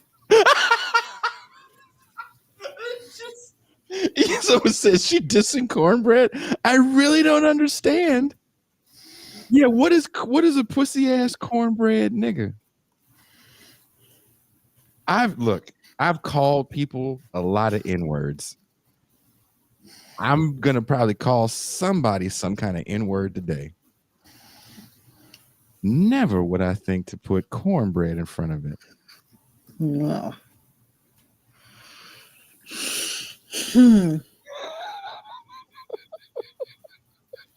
I don't even know. And she looks so happy. She does. She looks like the chick that had this song, Friday. She's happy because she memorized this. Jip says the pussy ass cornbread ends ain't got the 100 steps. Man. She says it so quick too, and it's just words. Can you just get away with words now? This is what we sound like. When doves cry? To people who make parodies like this. Is this a parody? Whatever this is supposed to be. That's the question. I don't think this is a parody. I don't think it's a parody. But people who make stuff like this is what it sounds like to them. That's what I think. Like this actually sounds like a Republican wrote this rhyme. A Republican. She's talking about MAGA in it. Did she say something about MAGA? Yep. What did she say about? Where did you hear? You heard that? I heard her say MAGA. Yeah, What'd she say? MAGA nigga. Maybe she meant like mega nigga, like he's like the biggest of all of them. Maybe she did mean it that way, but that's not what I heard. What does mega nigga look like? Does it look like that Francis Ngannou fighter guy? Looks like he could be mega nigga. Okay.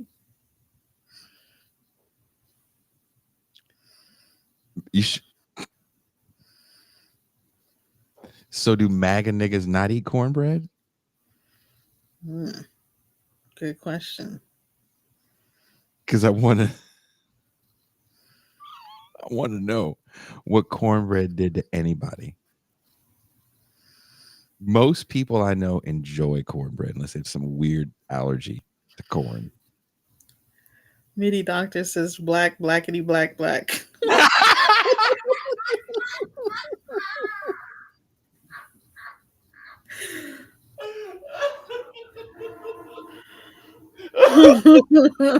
Reese, welcome to the show, Reese. Reese says mega nigga versus mega shark.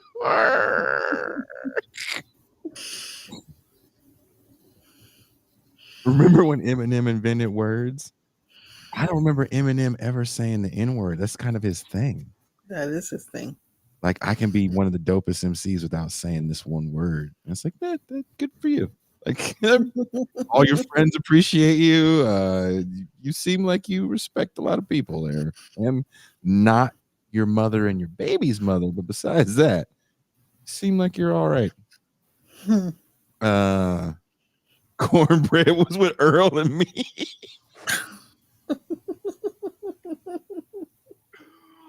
Oh, Timothy has to be black. That's a deep black cut.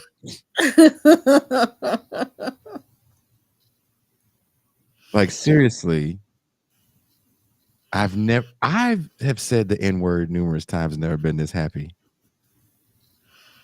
Yeah, she has a lot of glee in what she's doing. It's like a video game when you like grab certain things, you get more energy just saying the N-word. The power bar goes up, everything. Gling, gling, gling, gling, gling. Just collecting coins for every N-word. She got the star. She's invincible. And that's where Mega Nigga comes from, because when she gets she gets enough coins to get the plant, then Mega Nigga arrives. But he's got the 100 stacks. He's got the 100 stacks. 305 Day County, yeah, we know for getting rowdy. Spit stringing from my mouth, but you fuck my face. Okay. Doesn't rhyme. That's a bit much there, ma'am. You're just saying rude things. Somebody said this was a porn star. I mean, I could see that. Yeah. You know, this is kind of the things that go on in porn. You know, someone's gonna fuck her face, and it's gonna be messy. It's gonna be messy. It's not gonna be a you know, she might need a bib.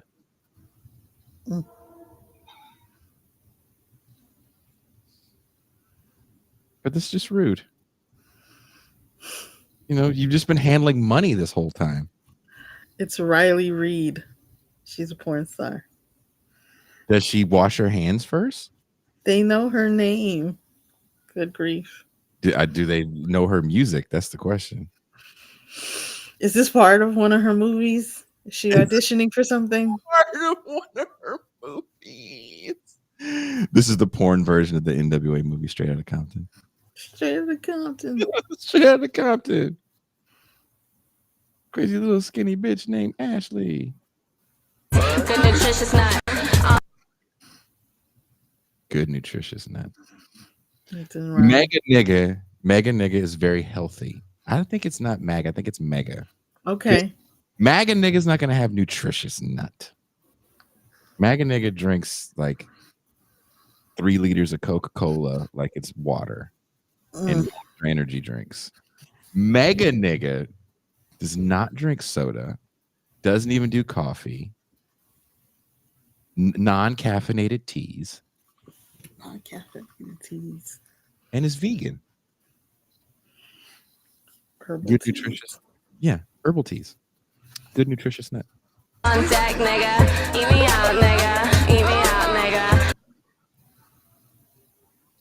And then it's just N-bombs. We got the noises in the background. Do you think her black co-stars wrote this for her as a joke? No. Oh, because I would. Because you would. Here, just wrap this. Oh, yeah, we do. This is fire. This is fire. Are you sure? Mm-hmm. Mm-hmm. And just keep saying the N-word. It's totally fine. Totally fine. This is... Yeah, it's not going to go viral. If you're a porn star, what are you worried about? You're fine. You're fine. Would you say she's on beat? There's just a lot going on. She might be better than Blueface. Is he one of those people that doesn't rap to the beat? Nope. That's like a thing. Yep. Those scam rappers don't rap on beat either. They don't even rhyme. Scam rappers. They're the ones that coined the term. With scam rappers. I don't know their name. They all have stupid ass names. They put the scammers in the ATMs. little Billy Oolywop. I don't know that fucking name. Billy Oolywop.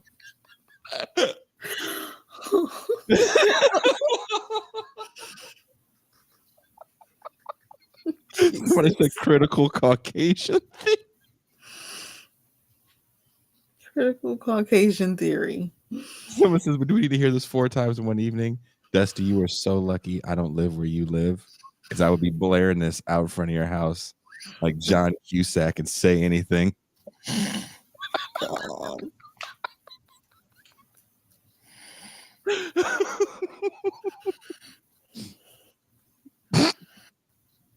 That's also why I don't have any friends. Well, that'll do it. Critical Caucasian theory is, to me, as good as Anglo-pessimism. I think so too.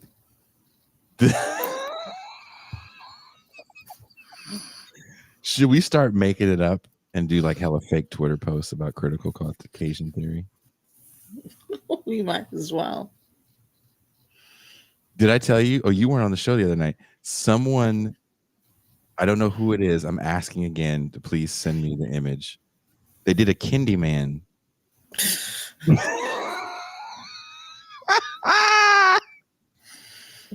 They did. They put Candy's face on Candyman. I fell the fuck out. They did Candyman. That's funny. This lady is not funny. No. It's actually rather sad. Like, I'm depressed. Like, this is, I'm mildly depressed. Can you please cheer me up?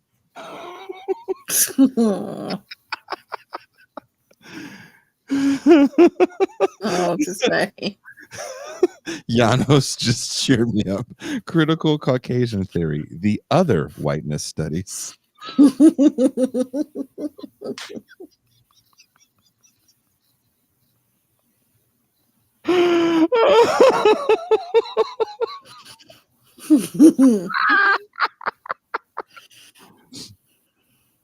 Can we just like go into all these other shows and just start like bombing their chats? Like, if you're not talking about critical Caucasian theory, what the fuck are you talking about?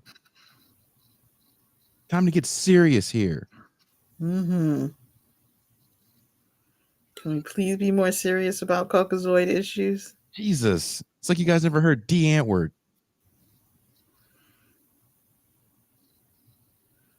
What is D Antword? Someone told me it was juggalo music for people that thought they were better than juggalo. Oh, God. Oh, man.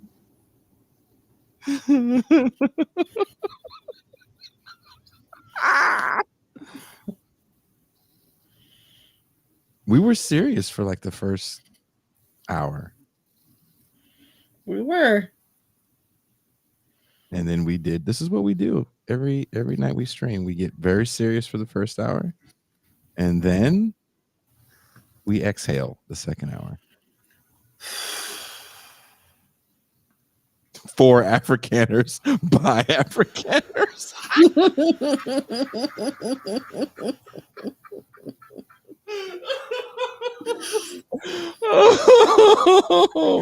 These white ADOS. White ADOS.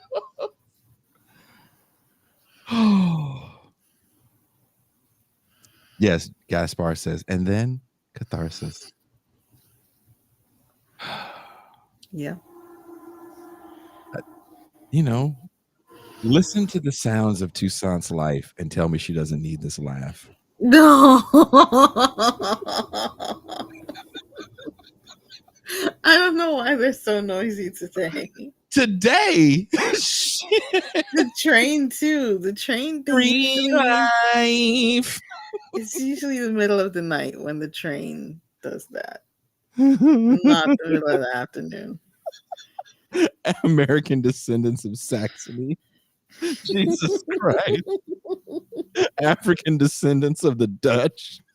Oh my God. Oh my God.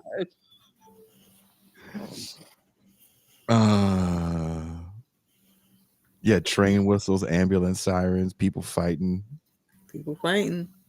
Somebody got stabbed in a hallway while we were streaming. You know that, right? Oh.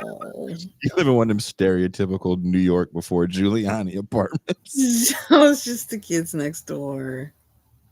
No big deal. Are you one of them black people that talk about New York before Giuliani? Not really, but I do think that the pigeons in New York were a lot more gentle before Giuliani came into office. Word. Yeah. No justice, no peace.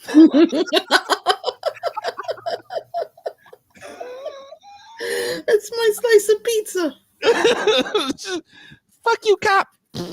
Hey, cab. These Giuliani pigeons over here, they're too much. Oh. Oh.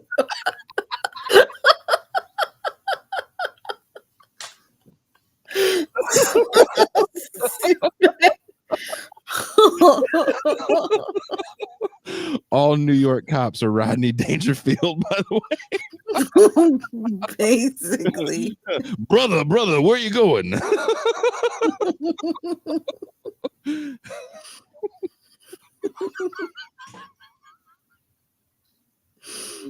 Oh, God.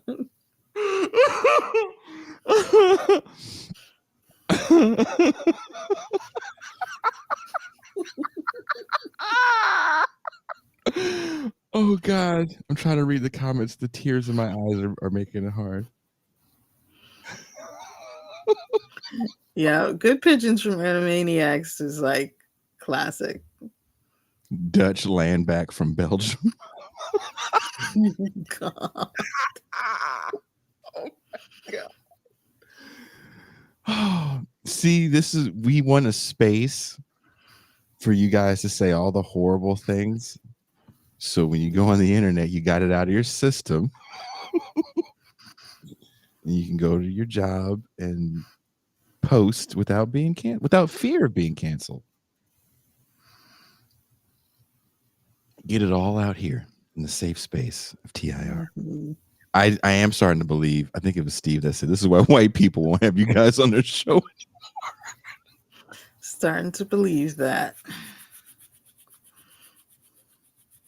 Because now when we book people, they're like, you send them a link, you're like, ooh. Ooh, I don't know if I can make it. Oh, damn it. I got a thing. Sorry, I'm booked up till 2028. Nice. Won't be going on your show. Well, look, Toussaint, thank you for hanging out with me. Thank you for putting this show together. Thank you for allowing me to put the show together. Oh my God. Thank yous all around. Thank you for 15,000 subscribers. Audience. If you haven't subscribe. If you're watching the show right now and you haven't subscribed, you're stealing, by the way. Ooh, I like that. And hit like. Do you remember that when you go to the movies, you used to have that thing before the movie started about stealing the movie? Yes. Have you ever watched a Bootleg Man movie when they used to sell the DVDs? Do they still do that where you live? I don't really see it. Maybe they do. I think they do. The Asian people coming around. DVDs. When you used to get those DVDs where the cat was in the theater with the camera and you hear motherfuckers eating popcorn, you hear like the niggas talking shit. Some dude with an afro in the front. Yeah. I was like, damn. Yeah. You want the ones where it's an inside job. You know, so again, my checkered past. Oh, Jason. My barber had the leaked editor's copy of Revenge of the Sith. And I burned it. I was able to burn it. And I was selling them on eBay for $10 a pop. And when I put it up, I put a screenshot of what the image looked like so people knew it was like the editor's copy and not nigga in the theater. Because it wasn't out yet. So you didn't even have a nigga in the theater copy. I sold like 25 in 20 minutes. Jeez. I was like, shit. Give me a checking account. Yeah. They shut that shit down so quick, and I did it again. Of course you did. Same thing. Shut that shit down, and then the last time they shut it down, I got a cease and desist letter from like, was it Fox or Warner Brothers? So whoever owned it, wasn't Lucasfilms, it was somebody else. Definitely sent a cease and desist letter. They're like, hey, of course you go to Big Boy, you go to Pound Town, you'll go to Pound Town.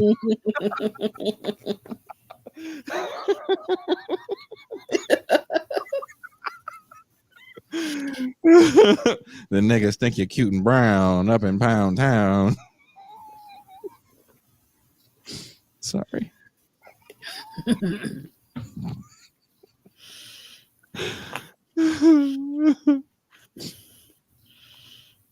So don't bootleg movies. Sell them on eBay. Yeah. It's not good for you. It's not good. You'll end up in a bad place. Jason and Pascal were on the Michael Brooks show. No. Nope. Gene Bajlan was. Gene Bajlan and Michael Brooks wrote an article about Armenian genocide. And Gene was on the show. Of course, Ben Burgess was on the show. Derek Varn was on the Michael Brooks show. Were you were never on the Michael Brooks show, were you? No, I was just in the audience and on the lives.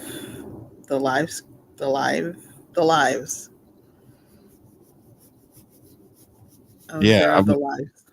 I only spoke to him through the live thing that he would do, and we thought we were going to be in Brooklyn on tour. Our last tour we did in 2019, and that didn't happen because we were going to come to the studio. But me and Ben Burgess were live in studio on the Majority Report, and Pascal and I have been on the Majority Report a couple times after my kids. Yeah, I used to talk to him through the lives. I regret never telling him that my favorite is better than his favorites in dance hall. F your favorites. I tried to watch that documentary about the Miss Cleo again. Oh yeah. I keep falling asleep at the very, very end. I believe Varn was on TMBS. Varn? I believe so. I think Michael Brooks was on Varn. Was he on Varn's show? Rhonda says. You sure? That's where I first saw MT and then those Jacobin chats. Yep, that was me. I mean, I can definitely hit up Derek. Dirk. All right. Are you ready to go? Yeah. Are you ready, Slick? We did good today. Damn. I was nervous as hell. Why? Just very, very nervous. Why? It's a lot of parts to put together to make this like a coherent show. Gotta have the right angle to take. Had all the pictures. Try to be prepared. Yeah. Don't be too preachy. Don't be too preachy. In the end, let me ask you, in the end, how do you feel about these female MCs that are coming up, the welfare queen hip hop? How do you feel about it? Welfare queen hip hop. Well, it's really Sexyy Redd and Sukiana that are welfare queen hip hop. The others aren't so much. They still mess with rich dudes. But that's actually a really good point. If I get too preachy, I don't like the company I'm in. So don't want to get too preachy. Oh wow, so blaming me. Gotta let the kids have their fun. I mean, it's just a thing that happens and it goes away. Again, once you're that out, if you do anything outrageous, and that's what you're known for, you tend to have a very short shelf life unless you actually have some sort of talent. But if like the biggest thing you've done is a cover of something, or like look at this wacky cover of this song in the style of blah blah blah, like that's all you're ever going to do, unless you actually have the ability to write your own good music. If you're just being outrageous with the shit you say, and it's not really that clever, it's just totally spectacle, then that's all you can do. And we have to jerking off a goat. Oh my god! Got a new coat because I'm jerking off a goat. Got a new coat. Niggas jerking off a goat. Yeah, that's it. That's all. That's the next thing you can do. And then everybody gets outraged because kids are going around jerking off goats. My son got kicked in the chest trying to masturbate a goat. That sounds like a fucking idiot, sir. I don't know what to tell you. I think that's a good idea. It's funny, like the goat gives you the coat. Like it shaves itself and like gives you a coat.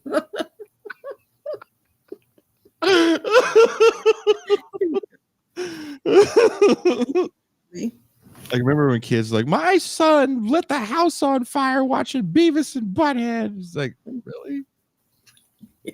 It sounds like a firebug, man. I don't think Beavis and Butthead fucking had much to do with it. Kid sounds like a goddamn idiot.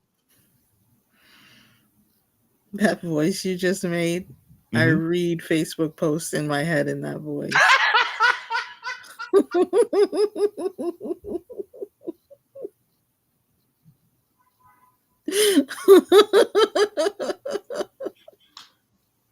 Oh God.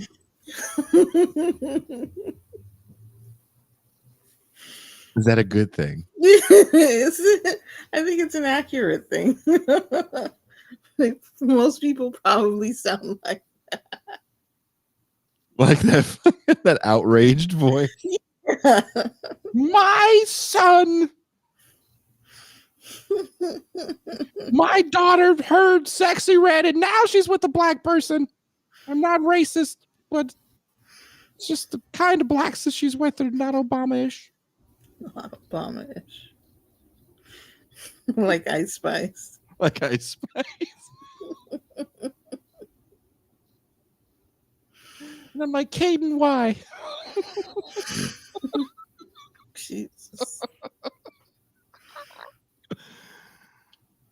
So I hope that's everyone's voice in their head when they read an outraged social media post from now on.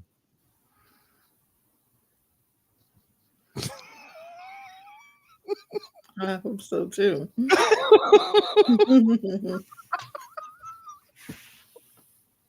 I can't believe where hip hop music is gone.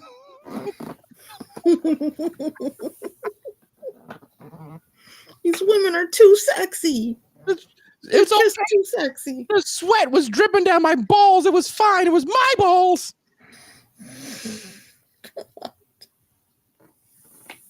I didn't have gonorrhea. Now she has a coat.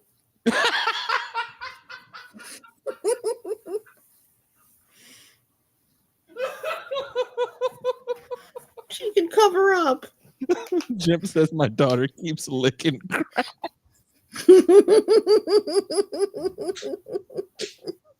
What did we say the other night? Licking cracks and what?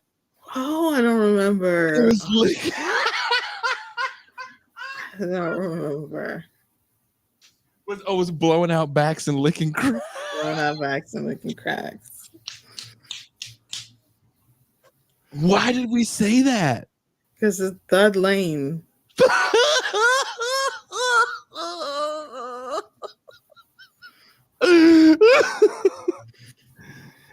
I have not told Doug Lane any of this. Good. Not that he would get mad. I think he would laugh so hard he would probably shit himself. Can somebody please? Whoever did Candyman, again, you're the real MVP. If you guys can do Thud Lane, blowing out backs and licking cracks. Oh my God. Oh my God. It's crazy.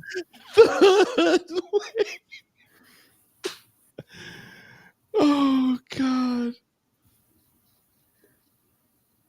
If you guys can make a Thud Lane image, I will send that. I will text that to Doug Lane, and I guarantee you he will talk about it on air with the biggest fucking grin you've ever seen that man. No. If he knew that we spent like an hour laughing about Thud and Thug Lane. It's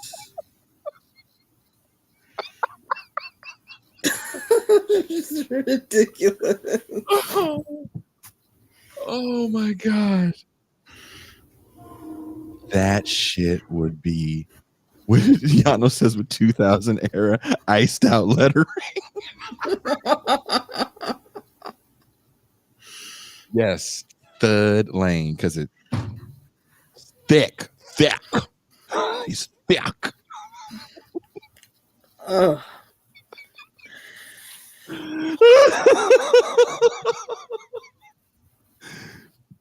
Can you imagine how fired up Doug would be if he found out about Thud Lane? Fired up. I don't know about fired up. Oh, dude. Thaddeus Russell.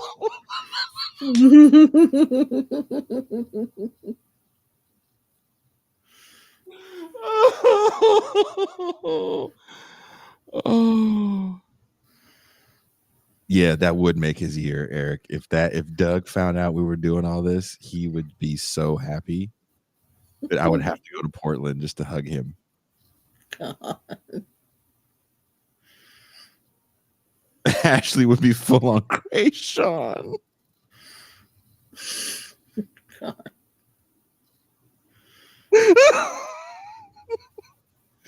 Did you? Okay, I want to leave with this. Did you read about Krayshawn's situation? No. Krayshawn just went platinum with her Gucci Gucci song, her album. Okay. Spins count as album sales, but so many spins are going to count as one album sale. Interesting. That's a new thing. So she's certified platinum, mostly because of spins. She signed her record deal before they were taking streaming into account. Ooh. So she had an old deal. And to give you guys, like we talked about this on the show before, real briefly, but I'm not going to get into all the particulars of a record deal, but you were getting paid royalties on jukebox plays and something else, and like radio stuff. And those two things were dying at the time that her stuff had hit. So she had crazy streaming numbers. There's tons of groups I found the other day that have like crazy streaming numbers I've never heard of, and they can't play, big rooms. They can't play more than like a 200 cap room. But they have like 1 million followers and millions of streams. So I'm wondering how much of that's inflated. But I wouldn't be surprised if hers was true 10 million streams, whatever she had. So she hit a mark for streams that certified her record platinum. And she put on social media, she literally showed her balance sheet. She goes, I owe my record label almost $800,000 because I get no royalties from my streaming because of the deal that I signed. It's horrible. And the day I told them that I was pregnant, they dropped me the next day. What? Yeah. So she said, please don't stream Gucci Gucci. I have a new thing out. She said she has a black metal record out. She goes, listen to that. I get paid from that, buy that, whatever. I don't get anything because I'm so indebted to the label. Because she didn't sell anything. So they were like, this album sucks. You're literally not selling anything. $800,000. So she showed the balance sheet. It said money in. It was like $3,500. it said beginning balance negative $729,451.78, shit like that. That's fucking crazy. And she goes, and they dropped me the day I announced my pregnancy. Wow. Yeah. That's terrible. That is the business. That was the business then. It's different now because people are looking at streams as record sales. But again, I think they still have packaging as a fee. So part of your expenses is packaging. Yeah. Per CD. Even though no one's buying CDs anymore. Yeah, it's an interesting industry, right? It's a very retrograde industry. It's like anything that they do to modernize would get them less money. So they kind of stay retrograde. Yep. It's horrible. Yeah, someone's saying bum deal. I mean, I think at the time, no one knew what streaming was going to be. No one knew what Spotify was going to be. That being said, I think she even said she had a lawyer at the time. So it's not like she walked into the situation like not understanding. It's just everyone assumes they're going to be famous. I mean, when I got 10 million downloads, you sold 4 records. Damn. No one's coming to your shows.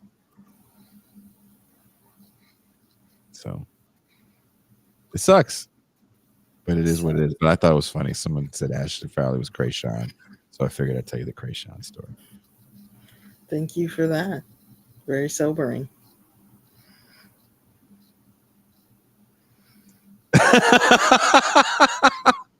Well, do you want to make a Thud Lane joke on our way out? I want to read this comment. Go for it. Around the time Sexyy Redd announced she was pregnant, Jason had some family issues, and I was going to make a joke about how Jason may be in a family way. Then I found out it was serious. So none of Does shoes have anything to do with Sexyy Redd's pregnancy? That's his baby. Wow. Either Jason or Drake. Wow. Either one. How mad would you be if all the rappers I name you told me I can't get with, and then Sexyy Redd. Yeah, Sexyy Redd, not Sexyy Redd. She's on fire right now. I understand. Literally. That's dangerous waters, dude. Dangerous waters.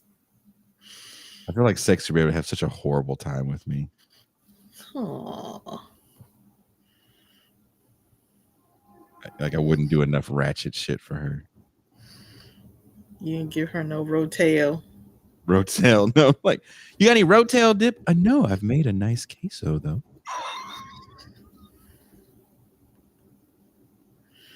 Free Beth Lane. Timothy Toussaint won't let me date Megan Thee Stallion. Won't let him. It's me and reality that won't let him date Megan Thee Stallion.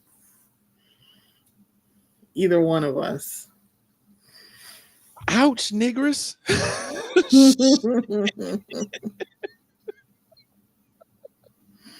Like if I see her, I'm like, excuse me, Miss Thee Stallion. Whatever, nigga. And she just face smushes me. That's fucked up, dude. Someone said, oh, so is Tucson, huh?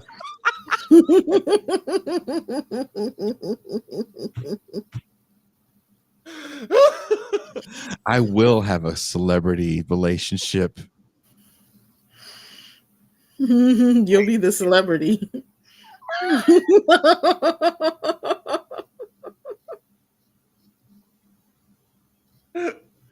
I just have a red carpet thing in front of my door so I can always act like I'm at some sort of function. There you go.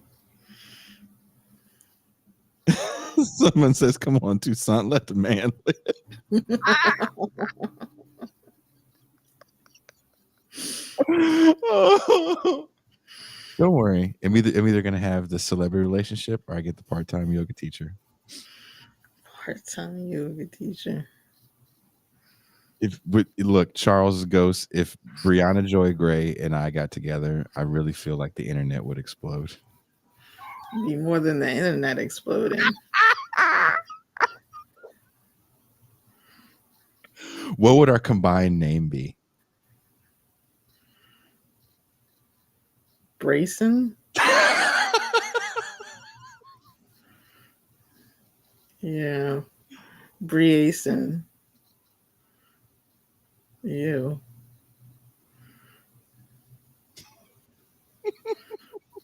Jabri. That's some ghetto shit right there. Jabri. Come here, Jabri. That is some ghetto ass shit right there. Jabri is a mixed kid with horrible hair. Horrible hair. Hair. There's no such thing as horrible hair, Jason. Oh, who told you that lie? That's not true. Brayson Joy Miley.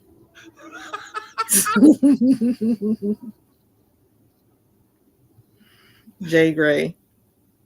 Us just joking like this is making Brianna Joy's eye twitch in anger.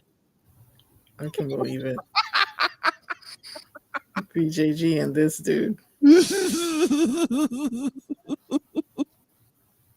Look. Before this month is over, celebrity relationship. I said it on the main show. And I will not be the celebrity. Yeah. You don't believe me? You just wait and see. I'll show you. Damn Jason and his damn racism.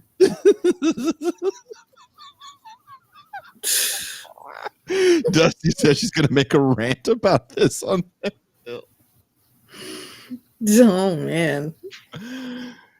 Only in America. Jayana Gray Myles. Jayana Gray Myles. Damn sexy Jason.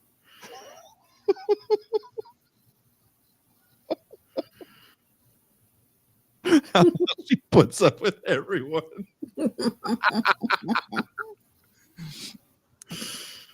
Can you guys give Toussaint some props, because she has to put up with all the men of the show, and it's not just the show; it's like all the pre-production too.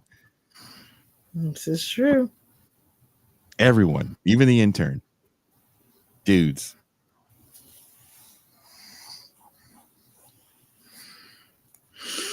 So, all right, now we're really gonna go. But I don't believe he ever wears pants. I'm wearing pants right now, Gaspar. Brees and Myles. I'm wearing these light gray. Look at these. Nice. I'm almost to the level of Brandon Boyd fame where I can wear white pants. Oh boy. White pants mean you're on vacation. White pants means you're rich. That too. If you have white pants, you're rich. I wear pants all the time. Toussaint, can you tell these people I will not come on stream without actual pants, no sweatpants. Sometimes Jason wears short shorts. Sometimes I do wear shorts. It's really hot. Dare wear short shorts. Ne'er for short shorts. But yeah, I always wear pants. Pascal does not wear pants. Oh man. That's a Jason whole missed leg day. How dare you? How dare you? Gotta see these. I'm so offended right now.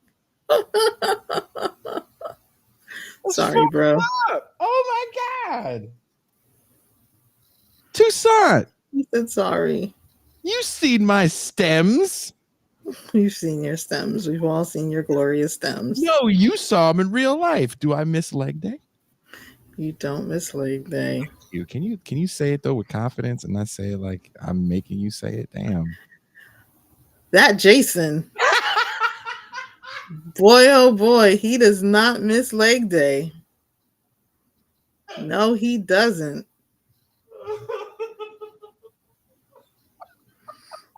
He'll miss a payment, but he won't miss leg day.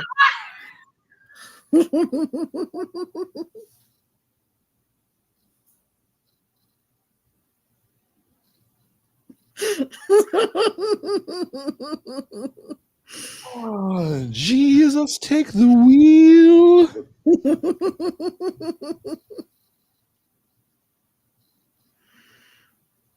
That might be the funniest truth ever spoken on here.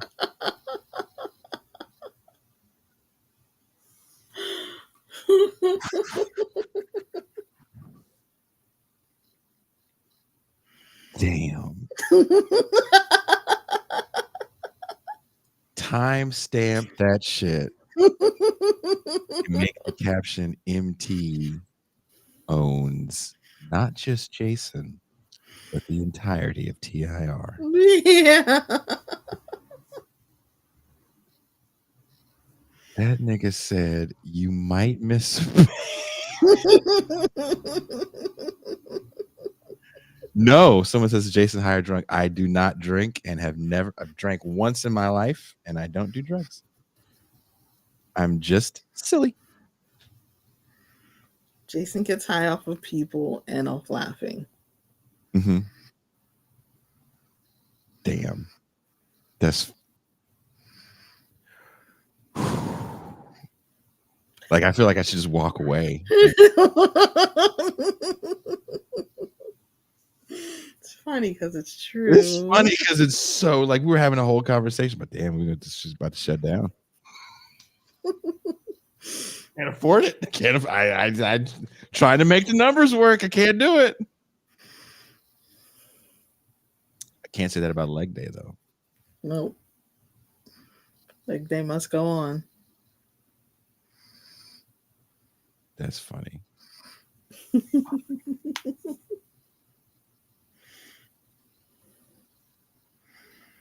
And you always go like, why do you need me there? You don't need me on the show today. Exactly. And now you know why. This is why you're a valuable, extremely valuable member of the show. This is why.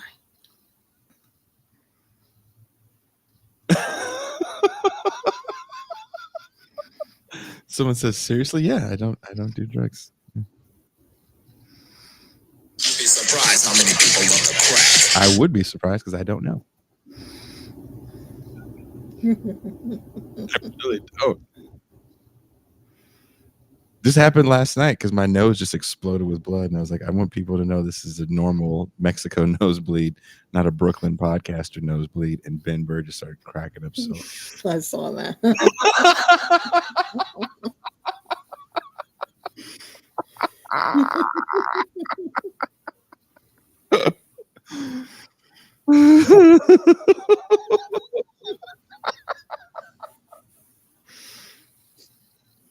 Because again, you got to hang out in real life, and then you'll see, like, dude, you're really that boring. Like, yep. Mexico nosebleed. That sounds like some gang shit.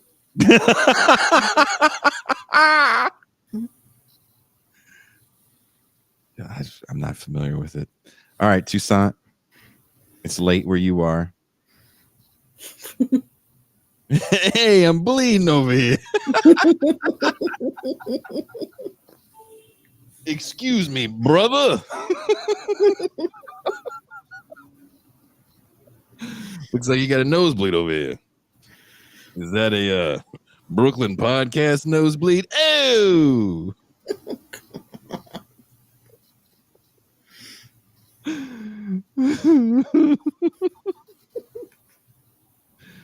Another reason why these people will never have us on their shows again. Hey man, can't be doing that, dude. It's not cool, bro. Not cool. Not cool.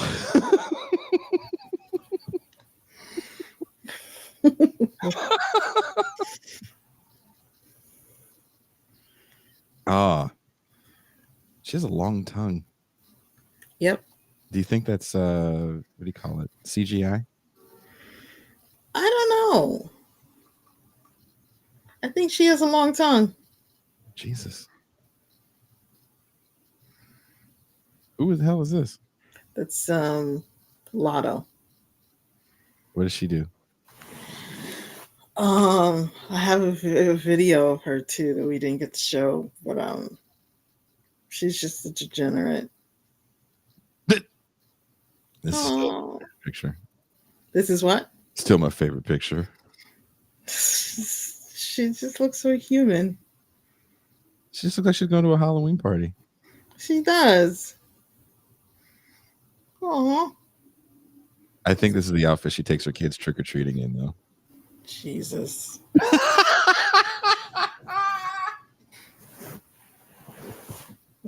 Big sexy chain. Everybody's always eating a goddamn lollipop. All right. And on that note, let's go. Okay. See you guys Tuesday. Sounds good.